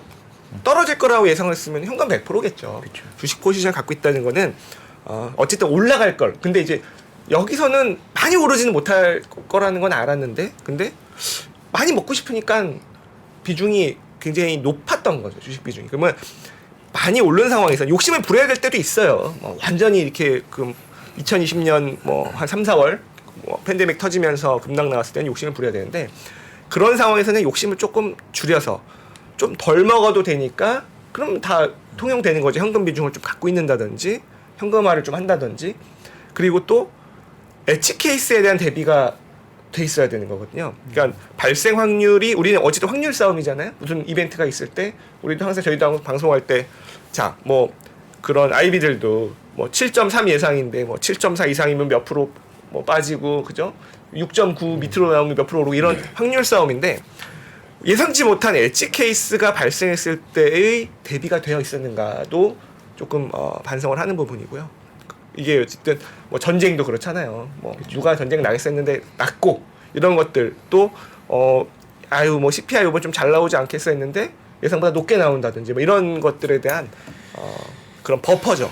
그런 게 발생을 해도 버틸 수 있는 그런 것들에 대한 좀 대비를 좀 더 했어야 되지 않나 그런 부분을 좀 반성하고 있습니다. 그러니까 이제 뭐 오늘 좀 말씀하신 내용들을 좀 본다고 하면은 저희가 긍정적인 자세는 유지하되 이제 만일의 사태에는 대비를 해야겠다. 뭐 이런 자세로 좀 임해야겠다라는 생각이 들고 저희가 이렇게 해서 2022년도에 대해서 이제 회고를 하는 시간을 좀 가져봤는데 아마 많은 분들께서 공감하시거나 하시는 분들 많이 있을 거예요. 그리고 저희가 아까 박종원 팀장님께서 말씀하셨듯이 이제 그 시청자분들의 댓글을 좀 준비를 해봤습니다. 그래서 뭐 가장 좀 많이 물어보신 내용들에 대해서 제가 좀 질문을 해보도록 할게요. 먼저 이제 그 저희 엔젤장님, 네 무료 강의를 들었던 수강생님께서 이제 질문을 해주셨어요. 네 이제 혹시 무료 강의를 계속 하실 예정이신지? 아 자격증 무료 강의? 네. 예. 그리고 이제 굉장히 좀 힘드실 것 같아요. 좀 걱정에 우려에 좀 이런 질문을 해주신 것 같습니다. 방송이 워낙 많으시니까. 네. 박종원 팀장이 알지만 그 날이 이제 제가 새벽 방송을 하고 나오는 그런 시간이 힘들긴 한데 이제 그거 질문이 있을 것 같아요. 근데 제가 보는 관점은 두 가지인데 첫 번째는 제가 이제 2001년도에 미국 물렸잖아요. 저희가 같은 회사에서 물렸는데 물릴 당시에 해줄 분이 지금 솔직한 얘기로 이 업계에는요 남아있지 않다. 저 외에는. 그때 뭐 우리가 이러한 법규 때문에 만들었다. 이렇게 흐름도가 나왔다는 걸 설명할 사람이 없어요. 저 아니면. 그럼 이제 끊기는 거 아니겠습니까? 근데 모른다고 해서 투자 못하는 거 아닌데 그때 얘기를 할 사람이 필요한데 저밖에 없으니까 약간의 책임감이 있다고 좀 보면 될 것 같고 글쎄요. 근데 이거를 제가 그 여러분들이 공부하시면 되게 좋아하는데 대부분 분들이 듣고 나서 나 별로 필요가 없을 것 같은데 해서 무시하시지만 하여간 저는 그 책임감이 있다는 거 좀 말씀을 드리고요. 그 또 한 가지는 어떤 희망을 좀 드리고 싶은 게 제가 아시겠지만 해외파가 아니잖아요. 아닌 거 아시죠? 네. 네, 의아했죠. 제가 솔직한 얘기로 리딩 다닐 때 제 이력을 보고 나서 굉장히 놀랐어요. 사람들이. 장우석 팀장 이거 뭐 해외파도 아닌데? 올 해외파는 집에 가 있고 혼자 있는 거예요. 그러니까 의아하다고 얘기했는데 솔직한 얘기로 제가 뭐 영어를 잘하겠습니까? 솔직히 그렇잖아요. 맨날 영어 못한다고 하고 제가 또 하면 대신하잖아요. 제 얘기를 통역해 주잖아요. 통역. 그건 네. 그러니까 그런 게 있어갖고 근데 제가 이제 노력으로도 충분히 할 수 있는 걸 보여주려고 하는 것도 되게 많아요. 왜냐면 제가 만약에 진짜 막 어디 막 해외에서 유학하고 한 분이면 대부분 다 그렇겠지 생각하겠지만 전 전혀 그런 게 아니거든요. 그래서 그 두 가지를 보여주고자 하고 있는 건데 앞으로 계속 할 거고요. 그 다음에 지금 현재 멎어 있는 그 무료 강의는 1월 중순부터 할 거니까 필요하시면 오시면 될 것 같아요. 어떤 책임감과 그런 걸로 또 계속 진행을 하신다고 말씀하셨는데 그 해외파는요 집에 갈 수밖에 없어요. 왜요? 상사가 해 그러면 왜? 집에 가야죠. 이런 재치는 어디에서? 진짜. 다음 질문 한번 바로 가시죠 그냥. 예. 그래서 이 또 다음 질문하랑 또 이어지는 부분인데 어떤 분께서 저도 사실 궁금했던 점인데 이게 어떤 섹터를 좋아하시나요? 라고 질문하셨는데 이것보다 더 중요한 것은 그리고 즉흥적인 아재 개그는 따로 스터디를 하시는 건지 사실 이게 굉장한 진짜 이거 너무 한번 나오는 거 아니에요? 이거 제가 궁금합니다. 제가 즉흥적인 거잖아요. 해외파 정말 충격적이네요. 깜짝 놀랐습니다. 못했습니다. 즉흥적인 건데? 지금은 즉흥적이죠. 근데 여러분들이 이제 오해하시는 게 제가 이제 사석에서 그렇게 막 농담을 하고 이러진 않아요. 안 그래요. 아시죠? 사석에서 왜 그러냐면 방송에서만 농담합니다. 이게 그래서 이제 댓글들 보면 저기 있는 직원들 괴롭겠다. 웃어줘야 되는 거냐, 이게 반반이잖아요. 이게 요거는 저의 이런 아재 개그는 반반이에요. 좋아하시는 분과 극혐하시는 분이. 그래서 만약에 극혐하는 직원이 있으면 지점에서 뭐 일하면서 절대 그러지 않습니다. 근데 이게 처음부터 제가 방송을 뭐 부사님도 아시겠지만 처음부터 이러지는 않았어요. 근데 맞아요. 왜냐면은 이게 가능한 방송이네. 왜냐면 뭐 우리 뭐 정프로 형님도 있고 그리고 게스트 분들 중에도 되게 재밌는 분들 많아요. 그래서 지금은 레거시 언론들도 제가 다른 데 출연을 할 때 보면은 그렇게 해달라는 거예요. 뭐 이렇게 티키타카가 되면 좋겠다. 좀 장난했으면 좋겠다. 근데 그런 분위기가 안 잡혀요, 거기는. 맞아. 네, 근데 여기는 그게 되는 약간 프리스타일이 허용되는 방송인데 그거를 활용을 해야겠다. 그래서 처음에는요. 처음에 스터디를 했습니다. 왜냐면 물론 여러분들 제가 패널로 했을 때 원고를 충실하게 먼저 다 쓰고 맞아요. 시간이 남으면 오늘 이 원고 중에 뭐 없을까? 재미 포인트. 왜 뭐 없을까? 보면 단어들 뭐 이렇게 막 곱씹어 보면서 그러면서 연구를 했죠. 그래서 처음엔 다 아실 거예요, 여러분들이. 개그를 준비해 오는 분 이렇게 댓글들이 달렸는데 제가 그렇게 말씀드렸으니까 이건 제가 준비한 겁니다. 근데 여러분들 사람의 뇌는요 훈련을 계속 반복하면 그쪽으로 발달하게 됩니다. 제가 원래 인생을 그렇게 살던 게 아니었는데 몇 번 이제 패널로 그런 것들을 준비하다 보니까 요새는 또 MC니까 제가 그걸 준비해 올 수 없는 거 아니에요. 받아치는 거니까. 뇌가 그쪽으로 발달이 됩니다, 여러분. 그럼 그쪽 인생으로 결정하신 겁니까 이제? 방송을 조금 더 좀 소프트하게. 소프트하게. 네. 우리 본부장님 이거 좋아하잖아요. 네. 그래서 또 시청자분들도 원래 반반이었다가 지금은 약간 한 7대3으로 좀 혼나고 있는데 약간 또 내년에 시장이 좀 풀리고 이러면 조금 더 늘릴 생각이고 네, 좀 이쁘게 봐주셨으면 좋겠습니다. 네. 사실 제가 글로벌 라이브 구독자분들 중에 이 장인성 지점장의 그 개그에 푹 빠져 있는 분들이 많았어요. 매니아가 굉장히 많았기 때문에 올해는 사실 장이 힘들어지면 그게 상당히 좀 줄어들었는데 새해는 많이 기대하겠습니다. 많이 기대됩니다. 이게 저도 이제 농담을 제 장혜성 지점장님 같이 이제 진행을 할 때 한 3차원, 4차원이면 저도 딱 듣고 같이 뭔가 저도 리액션을 할 텐데 이게 한 24차원이면 그때 야 여기서 내가 뭐라고 얘기해야 되지? 이런 생각이 좀 들긴 하더라고 진짜. 그래도 정말 그 순간적인 재치가 엄청. 근데 그게 정말 네. 몇 수 위에 뭔가 아재 개그니까. 야, 그래서 약간- 이게 뇌가 무슨 단어를 들었을 때 뭔가 한번 이렇게 꼬아보는 거가 약간 이게 좀 습관이 됐어요. 근데 그게 또 기억에 남아 또. 네, 습관이 됐는데 근데 또 요새는 방송에서 여러분들 제가 한 3개 중에 하나만 하는 겁니다. 뭐가 딱 떠오르는 게 있어도 분위기도 있고 또 또 이런 것도 있어요. 딱 이거를 할 타이밍인데 패널분이 그냥 스트레이트로 가면은 그걸 타이밍을 놓쳐. 그걸 못하는 것도 있어요. 근데 그거 끼어들면은 그렇게들 혼내십니다. 그렇군요. 그러니까 앞으로는 좀 눈짓을 주세요. 할 거다. 지금 칠 거니까. 우리 또 MC 준하고는 잘 맞아요. 근데 이게 진짜 약간 그 야나두처럼 네. 너도 할 수 있어. 이 아재 개그도 발전할 수 있다. 또 이런 교훈이 있었는데 지금 저희가 이 질문에 답변하다 보니까 까먹었는데 섹터 어떤 섹터 좋아하시는지? 저는 뭐 이렇게 방송을 오래 보신 분들은 알겠지만 저는 성장주 좋아해요. 예, 뭐 많은 분들이 그렇겠지만 성장주를 좋아하는 성장주 두 가지가 있죠. 하나는 혁신의 대중화. 새로운 게 나왔는데 그게 전체적으로 보급이 되는. 예전부터 보면 PC, 그죠? 스마트폰, 인터넷. 지금은 뭐 그런 이제 AI가 보급이 될 거고 나중에 자율주행이 보급이 되겠죠. 이런 혁신의 대중화가 되게 파괴적인 그런 성장을 만들어냅니다. 그리고 과거에 보면은 여러분들 제가 물론 이제 직원들 예전에 강의할 때도 얘기했던 건데 그게 뭐든지 뭐 최첨단 이게 아니어도요. 그 대중화, 보급되는 게 되게 무서운 게 우리나라 이마트가 93년에 처음 1호점을 냈거든요. 근데 그때부터는 이마트를 계속 전국에 낼 때마다 이거는 성장주, 그때는 성장주였던 거예요. 그게 지금은 처음 생길 때마다 매출은 늘어나는 거죠. 지금이야 이제 포화 상태지만 그런 것도 다 그 대중화입니다. 근데 그런 부분이 있고 두 번째는 약간 시대적 요구일 수도 있고 이런 여러 가지 글로벌 컨센서스일 수도 있는데 정부 주도로 성장하는 게 있어요. 좀 대표적인 게 클린 에너지죠. 할 수밖에 없고 특히나 지금처럼 어려운 시장에서는 가게가 돈을 쓰겠습니까? 기업이 돈을 쓰겠습니까? 위축돼 있죠. 돈이 나오는 곳은 정부밖에 없습니다. 그럼 정부가 과감하게 추진하고 밀어주면서 성장할 수밖에 없는 그것도 성장주예요. 그게 이제 좀 뭐 대표적인 클린 에너지인데 그런 것들을 좋아하고 당분간은 이게 이제 시장이 그 경기 침체 때문에 위축되는 구간에는 그런 정부 사이드로 그런 성장할 수밖에 없는 뭐 과거에는 건설이었겠죠. 뭐 신도시 짓고 분당 일산 짓고 이럴 때 그때 이제 트로이카 그죠? 우리나라 건설주가 최고의 성장주였죠. 80년대는. 그러면 지금은 어쨌든 클린 에너지 이런 것들을 좋아합니다. 어쩔 수 없어요. 그러니까 성장주 좋아하는 분들은 2022년 힘들었고 그래도 성장주 좋아하는 분들은 또 성장주를 바닥에서 찾는 거죠.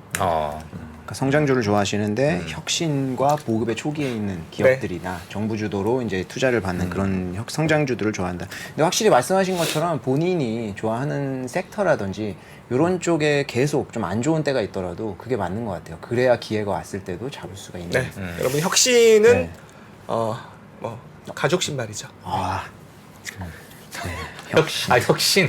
저는 혁대를 생각했는데 저는 아직 멀었던 것 같습니다. 그거는 안 했으면 아까 진짜 해외파가 빛이 나지 않았을까. 요건 안 했으면 좋을 것 같아. 요거는 스스로 깎아먹은 게 아니라. 혁신은 계속된다 뭐 이런 단어가 나올 거라 생각했는데 네. 갑자기 가죽 신발이 나와서 그러니까 너무 여러분들 타율이 원래 3할이면 우수합니다. 그렇죠. 네. 뭐든지 지나치면 안 돼요. 그리고 마지막 질문이 아마 이제 모든 분들께 좀 드리고 싶은 질문인데 아마 많은 분들께서 궁금해하실 거예요. 아무래도 2022년도가 굉장히 힘든 한 해였다 보니까 사실 투자자로서 제일 중요한 거 이 멘탈 관리가 되게 힘들었을 거라고 생각합니다. 모두에게 마찬가지로. 그래서 각자 좀 이런 장이건 어떤 멘탈 관리하는 법이 있다라는 거 있으면 좀 공유를 해주시면 좋을 것 같아요.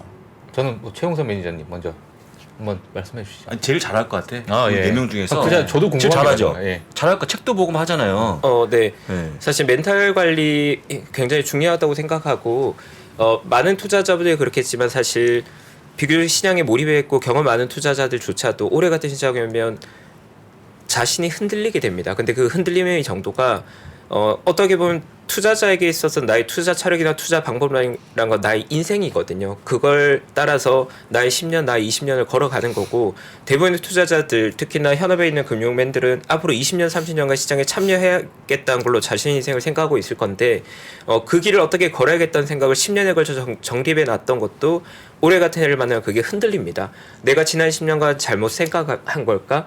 내가 가지고 있던 방법론이 잘못된 걸까에 대한 회의감이 자꾸 들게 되거든요. 그래서 더 그 흔들림을 잡아줄 만한 멘탈의 관리, 자기 중심을 잡을 방법들이 굉장히 중요한 것 같고 개인적으로는 많은 분들이 그러하겠지만 저희 지난 10년간 저의 경험치 또 저희 지식에 가장 많은 도움을 줬던 책들 그리고 저에게 많은 조언을 해줬던 구루들 또 나의 멘토들에게 조언을 구하고 그 방법은 제가 너무나 중요하게 생각한 책을 처음부터 끝까지 다시 읽는 것도 하나의 방법이고요. 또 나에게 가장 많은 가르침을 줬던 멘토님을 찾아가서 지난 10년간 나의 경험이 이러했는데 나의 방식이 되었는지에 대한 또 피드백을 받고 결국 내가 내 자신을 의심하게 됐을 때 중요한 건 나에 대해서 객관해 줄 수 있는 사람들에게 좋은 피드백 교정받을 수 있는 기회들을 계속 찾는 게 중요한 것 같아요. 그래서 저도 올해 돌이켜보면 제가 처음 사회생활 시작할 때 저에게 많은 조언을 해주셨던 멘토분들께 많은 질문을 했던 것 같고 내가 생각하고 있는 방법론과 시장이 생각한 방법이 다른 것 같은데 내가 어떤 부분이 잘못된 건지에 대한 의견을 많이 물어보면서 내 자신을 좀 점검한 시간 많이 가졌던 것 같고요. 그리고 틈날 때마다 제가 가지고 있는 투자 원칙도 투자 철학들을 정립할 때 도움을 줬던 초기에 읽었던 투자서들을 정말 꼼꼼하게 다시 한번 읽어보고 저는 주니어 때 그런 책들 읽으면서 필사해 놓은 것들이 많았거든요. 이렇게 메모를 해놓은 것들이 많았는데 그런 필사했던 것들을 올해는 정말 10번, 20번 되짚어 보면서 많이 읽어봤던 것 같아요. 5년 전, 10년 전 혹은 내가 가장 자신감이 있었던 시기에 메모해 놨던 것들을 보면서 내가 자신감이 있었던 그 시기의 생각들이 지금 돌이켜봤을 때 잘못된 걸까? 아니면 지금 자신감이 많이 떨어진 내가 잘못된 걸까? 그때의 나와 지금의 나를 많이 비교하면서 중심을 잡고 있습니다. 네. 그래서 솔직히 말씀드리면 올해는 저도 많이 흔들렸던 한 해였던 것 같고요. 그래서 흔들리지 않으려고 어떻게 보면 가장 자신 있었던 나의 모습들을 다시 좀 많이 돌이켜보면서 중간을 잡았던 것 같아요. 네. 이럴 때일수록 멘토와 책에서 찾는다. 근데 이건 좀 즉흥 질문일 수도 있는데 그 책을 아마 그 공감하시는 분들이 좀 많을 거예요. 근데 책이 관련 서적이 너무 많잖아요. 맞아요. 그래서 이제 저희 개인 투자자분들께서 좀 뭐 하나 보셨으면 이럴 때일수록 보셨으면 좋을 것 같다라고 생각하는 책 하나만 어떻게 좀 말씀을 해주실 수 있을까요? 네. 제가 어떻게 보면 책을 통해서 투자 에이즈나 투자 철학을 많이 도움받는 스타일이다 보니까 많은 분들께 책 추천을 받거든요. 근데 이제 그럴 때 정말 어려움을 느끼는 게 제가 생각에 가장 좋은 책은 언제나 여러 번 말씀드리는 대로 하워드 막스의 투자에 대한 생각인데 아마 박종훈 팀장은 알고 있겠지만 저는 제 아이폰 메모장에 내 인생을 바꾼 책들이라고 이제 리스트업 돼 있는데 거기에 나의 구루들이 몇 년도에 태어나서 어떤 책을 남겼는지 리스트가 다 정리되어 있거든요. 제 인생을 바꾼 책의 리스트에 대략 한 20권 정도의 책이 들어가 있는데 그 20권 모두가 다 저에게 저 인생에 중요한 아이디어, 중요한 영감을 줬다고 생각하고요. 그 책들 대부분을 우리가 알만한 인물들, 워렌 버핏, 찰리 먼거, 하워드 막스, 캠 피셔 같은 그래도 적어도 공통된 부분은 투자 시장에 30년 이상 참여했고 그리고 그 과정에서 정말 인생의 책 한두 권 남긴 분들의 책이라서 그 책에는 그분들의 인생이 담겨져 있는 거잖아요. 그 책들 한 대략 20권 정도가 저에게는 다른 책 정말 1000권과도 못 바꿀 것 같아요. 네, 그래서 굳이 하나를 뽑는다면 결국은 구루들의 책을 읽어라. 특히나 글을 쓰는 사람이 아니라 정말 투자자들이 남긴 인생의 책들. 하워드 막스 같은 분들도 시장에 50년 참여했지만 책은 2-3권 남겼거든요. 네, 그런 책들은 정말 꼭 가지고 가야 된다고 생각합니다. 그걸 통해 인생을 배울 수 있거든요. 하워드 막스의 투자의 생각 이렇게 추천을 이건 좀 약간 개인적인 얘기인데 제가 이제 처음에 저희 최용석 매니저님하고 좀 친해져서 밥을 먹게 됐어요. 그러니까 제가 사무실을 갔습니다.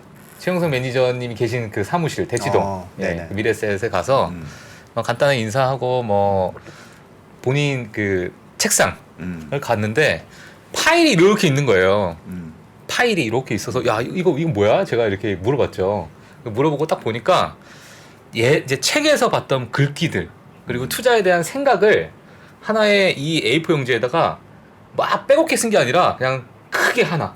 그러니까 무슨 시집처럼 시집. 그러니까 이렇게 하나씩 볼 수 있도록. 네, 하나씩 볼 수 있도록 파일을 이렇게 만들어놨다고요. 그거를. 그게 이제 본인이 한 10년 동안 이제 여러 이제 시장을 겪으면서 썼던 이 부분을 약간의 시집처럼 이렇게 모아놓은 거예요. 그거를 본인이 이제 감명 깊게 생각했던 시장들, 아니면 글귀들, 아니면은 뭐 여러 이제 어떤 매체를 통해 가지고 감명받았던 그런 글들. 그거 보면서 야 이게 진짜 투자에 미친 놈이구나. 투자의 진심이네요. 네, 이런 생각을 했습니다. 저는. 그래서 제가 이제 다 만년필로 직접 필사한 것들인데 대략 A4용지로 한 3,200장 정도 있습니다. 네, 제가 직접 필사한 것들이. 네. 그래서 저희 이제 레거시 저 유산이죠. 네. 그 시간이 되면 한번 저희 글로벌 스탁소에서 브이로그로 한번. 네, 알겠습니다. 네. 그럼 저희 그 엔젤장님. 예, 여기서 이제 얹어야 돼요. 엔젤장님은 여기 어떻게 받으실 건지. 저는 뭐 쫙 미국식 답이다 2023이 쫙. 그 농담이고. 그 책을 추천했어야 되는데. 똑같은 책. 또 제가 또 농담이고, 그건 뭐 농담이고. 솔직히 멘탈 관리 되게 중요한데 솔직히 이게 얘기하는 거잖아요. 네. 오늘 솔직하게. 예. 근데 솔직히 저는 없다고 봐요. 관리법이 없다. 그냥 몸으로 받아내요. 그냥 받아내고 참고 인내하는 거죠. 뭐. 왜냐면 제가 이제 그 팬데믹 때 제가 관리하던 배당 포트폴리오가 완전히 진짜 폭망해서 거의 막 어려운데 그 문자가 옵니다. 회원분들한테. 언제 오는지 혹시 아세요? 안 좋을 때? 새벽 3시 반, 4시에 오고 막 이래요. 전화도. 굉장히 괴롭히는 거죠. 진짜 막 말도 못해요. 그때 또 가족이 없었기 때문에. 근데 이제 그분도 힘들겠죠. 그래서 솔직한 얘기로 저는 너무 어려우니 고민되니까 뭐 딴 걸 해보려 애를 쓰고 있는데 잘 안 돼요. 저는 그냥 몸을 받아내는 건데 그나마 제가 최근에 하고 있는 게 뭐냐면 제 이제 그 주간이 지나면 주간에 했던 제 활동 현황을 보여주고 있는데 최근에 제가 안 봤던 거가 계속 맨 위에 올라와 있어요. 뭐냐? 넷플릭스. 안 봤거든요. 아시죠? 안 보는 거. 네. 최근에 그걸 계속 보는 거예요. 굉장히 이거는 놀라운데요. 왜냐면 자거나 아예 그렇게 하면 모르겠는데 깨 있는 동안에는 장이 빠졌는데 어제 테슬라 많이 빠졌고 엔비디아 빠졌는데 그게 잊혀질까요? 안 잊혀져요. 계속 남아 있어요. 그래서 어차피 그냥 생각할 거면 다른 거 보자 해서 최근에 계속 영화를 봐요. 틈만 나면 계속 끝도 없이. 그럼 개인적인 궁금한 어떤 서비스를 가입하셨어요? 광고 기반으로 가입하셨어요? 아니요, 저는 그냥 오리지널 우리 가족형으로 가입해갖고 보거든요. 최근에 또 뭘 보냐면 무조건 부시는 거, 깨부시는 거, 깨부시는 거 진짜 봅니다. 대변해주는 그런 건가요? 대변이 그 대변 얘기하는 건가? 잠깐만요. 뭐요? 아니 지금 다 장인성 지점장님화 되고 있어가지고 대변이 그 대변인가? 네, 이게 지금. 왜냐면 너무 진지하면 이 시청이 떨어지는 근데 솔직히 저는 진짜 한번 이겨보려 했거든요. 근데 안 잊혀져요. 계속 머릿속에 남아있어요. 잔산이. 너무 오래 가고. 그래서 저는 그거에 대해서 얘기 안 하는데 말은 그러죠. 잊어버려라. 하는데 저는 못 잊기 때문에 할 수 없이 영화를 보거나 그렇게 하고 있습니다. 할 수 없이. 이게 저도 공감을 하는데 일단 기본적으로 저희처럼 이렇게 업에 있는 사람하고 일반적인 투자자분들의 관리법은 좀 달라요. 왜냐면 기본적으로 일단 저희 4명은 멘탈이 강한 사람들입니다. 타고난 게 있어요. 그리고 제가 이 업을 쭉 있다 보면 이 업에서 멘탈이 약한 분들은 그냥 중간에 도태되신 분들이 많아요. 그러니까 이제 본인이 스스로 이제 그만두고 다른 길을 찾으시는 거죠. 업계에 계신 분들 업계에서 이렇게 중도에 이제 이탈하신 분들이 보면 다 멘탈이 약한 분들입니다. 근데 기본적으로 타고난 데다가 뭐 사실 저도 이 일을 시작하면서 바로 금융위기를 맞이해서 그리고 또 저희는 그런 것들에 대한 경험이 축적되면서 굳은 살도 백인 거죠. 타고난 거 플러스 축적된 경험에 굳은 살이 있기 때문에 일반적으로 이걸 시청하시는 일반 투자자분들보다는 멘탈이 일단 강한 게 기본인데 또 근데 저희는 이게 업이잖아요. 그러면은 이거를 멘탈 관리하는 거는 전공법이어야 돼요. 회피하면 안 됩니다. 저희는 전공법으로 더 부딪히고 그러니까 이제 시장에 대해서 더 공부하고 그죠? 더 들여다보고 이게 이제 저희들의 멘탈 관리법인 거고요. 일반적인 투자자분들은 좀 다르죠. 일단 너무 몰입해 오셨을 거예요. 좋았을 때 그거를 조금 내려놓으실 필요가 있고 첫 번째는 본업에 충실하셔야 된다. 본업이 무너지면 안 돼요. 왜냐면 이거를 버티는데 제일 중요한 건 캐시플로우가 뒷받침돼야만 이 투자를 계속 이어나가실 수 있기 때문에 본업에 충실하셔야 되고 취미 활동하셔야 되고 뭐 영화든 등산이든 뭐 골프든 운동이든 취미 활동하셔야 되고 사람들 많이 만나셔야 되고 그리고 이거를 조금 덜 들여다보되 그래도 계속 팔로우업은 해줘야 되는 거죠. 그래서 잊지 않고 또 리밸런싱이나 이런 것들을 꾸준하게 고민을 하셔야 되는 거고요. 그런 것들을 조금 덜 들여다보실 수 있는 비중과 포트폴리오 이거는 그냥 묻어둘 거야. 뭐 이런 정도의 또 준비를 해놓으시면서 멘탈 관리를 하시는 게 필요할 것 같고요. 그래도 그러면 너는 뭐 아무것도 안 하냐? 저는 그래도 뭐 괜히 뭐 여행을 가고 뭐 다른 거를 하면은 결국엔 돌아오면 만약에 뭐 어디 여행을 갔다 왔어요. 상황이 바뀌는 게 아니잖아요, 그죠? 돌아오면 다시 그걸 맞이해서 그래도 조금 뭐 있다면 저는 맛있는 거를 먹으면서 조금 기분을 풀려고 하는데 제가 제일 좋아하는 음식은 뭐 여러분들 아실 수 있겠네요. 순대. 순대를 그냥 이제 뭐 내장도 되게 좋아하거든요. 내장 순대 있는 거를 그냥 먹는 것도 좋아하고 또 순댓국에 또 소주 그렇죠. 이렇게 먹는 것도 되게 좋아합니다. 갑자기 배고픈데요? 갑자기 배가 고프지겠습니다 지금. 아니 되게 소박한데요 그런 거? 물론 좋은 요리도 좋아합니다만. 네. 좋아합니다만. 네, 순대를 특히 좋아합니다. 여기 여의도에 최민수 선생님 자주 오시는 순댓국밥집 있죠. 알아요? 거기를 가야겠네. 네. 알죠 어디 거기? 저는 한 2번 뵀어요. 정말요? 네, 뭐 거의 2번 뵀으니까 이제 지인이죠. 구면이죠. 지인이라고 형. 하는데, 네, 형이라고 불러요. 네. 좋습니다. 널 내가 여러 생각해서. 네, 그래서 방송이 이렇게 해서 재밌네요. 네. 2022년 회고하는 시간도 가졌고 또 시청자분들하고 소통하는 시간도 좀 가져봤는데 이제 본격적으로 광고 하나 보고 와서 2023년도 저희가 어떻게 준비해야 되는지 한번 들어보는 시간을 갖도록 하겠습니다. 투자를 하다 보면 늘 어려운 시기가 옵니다. 사이클은 늘 좋은 사이클, 나쁜 사이클 있게 마련이고요. 제시 리버모의 이 책은 정말 장기간 어려웠던 사이클에서 살아남기 위해 몸부림쳤던 사람에 대한 기록이라고 생각합니다. 그들의 위대한 삶은 이제 투자의 원칙이 되었다. 3프로TV가 자신있게 준비한 월가의 영웅들 그 첫 번째 제시 리버모어의 투자의 원칙 지금 서점에서 확인하세요.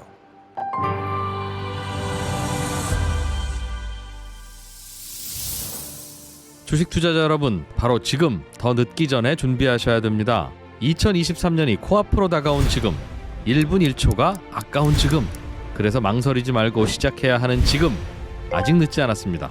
반도체, 2차 전지, 인터넷부터 자동차, 바이오까지 2022년에 놓쳤던 투자 흐름을 한 번에 따라잡고 2023년의 기회를 이번엔 절대 놓치지 마세요. 3프로TV 2023 베스트 투자 전략 12월 31일 다시 없을 혜택이 종료됩니다.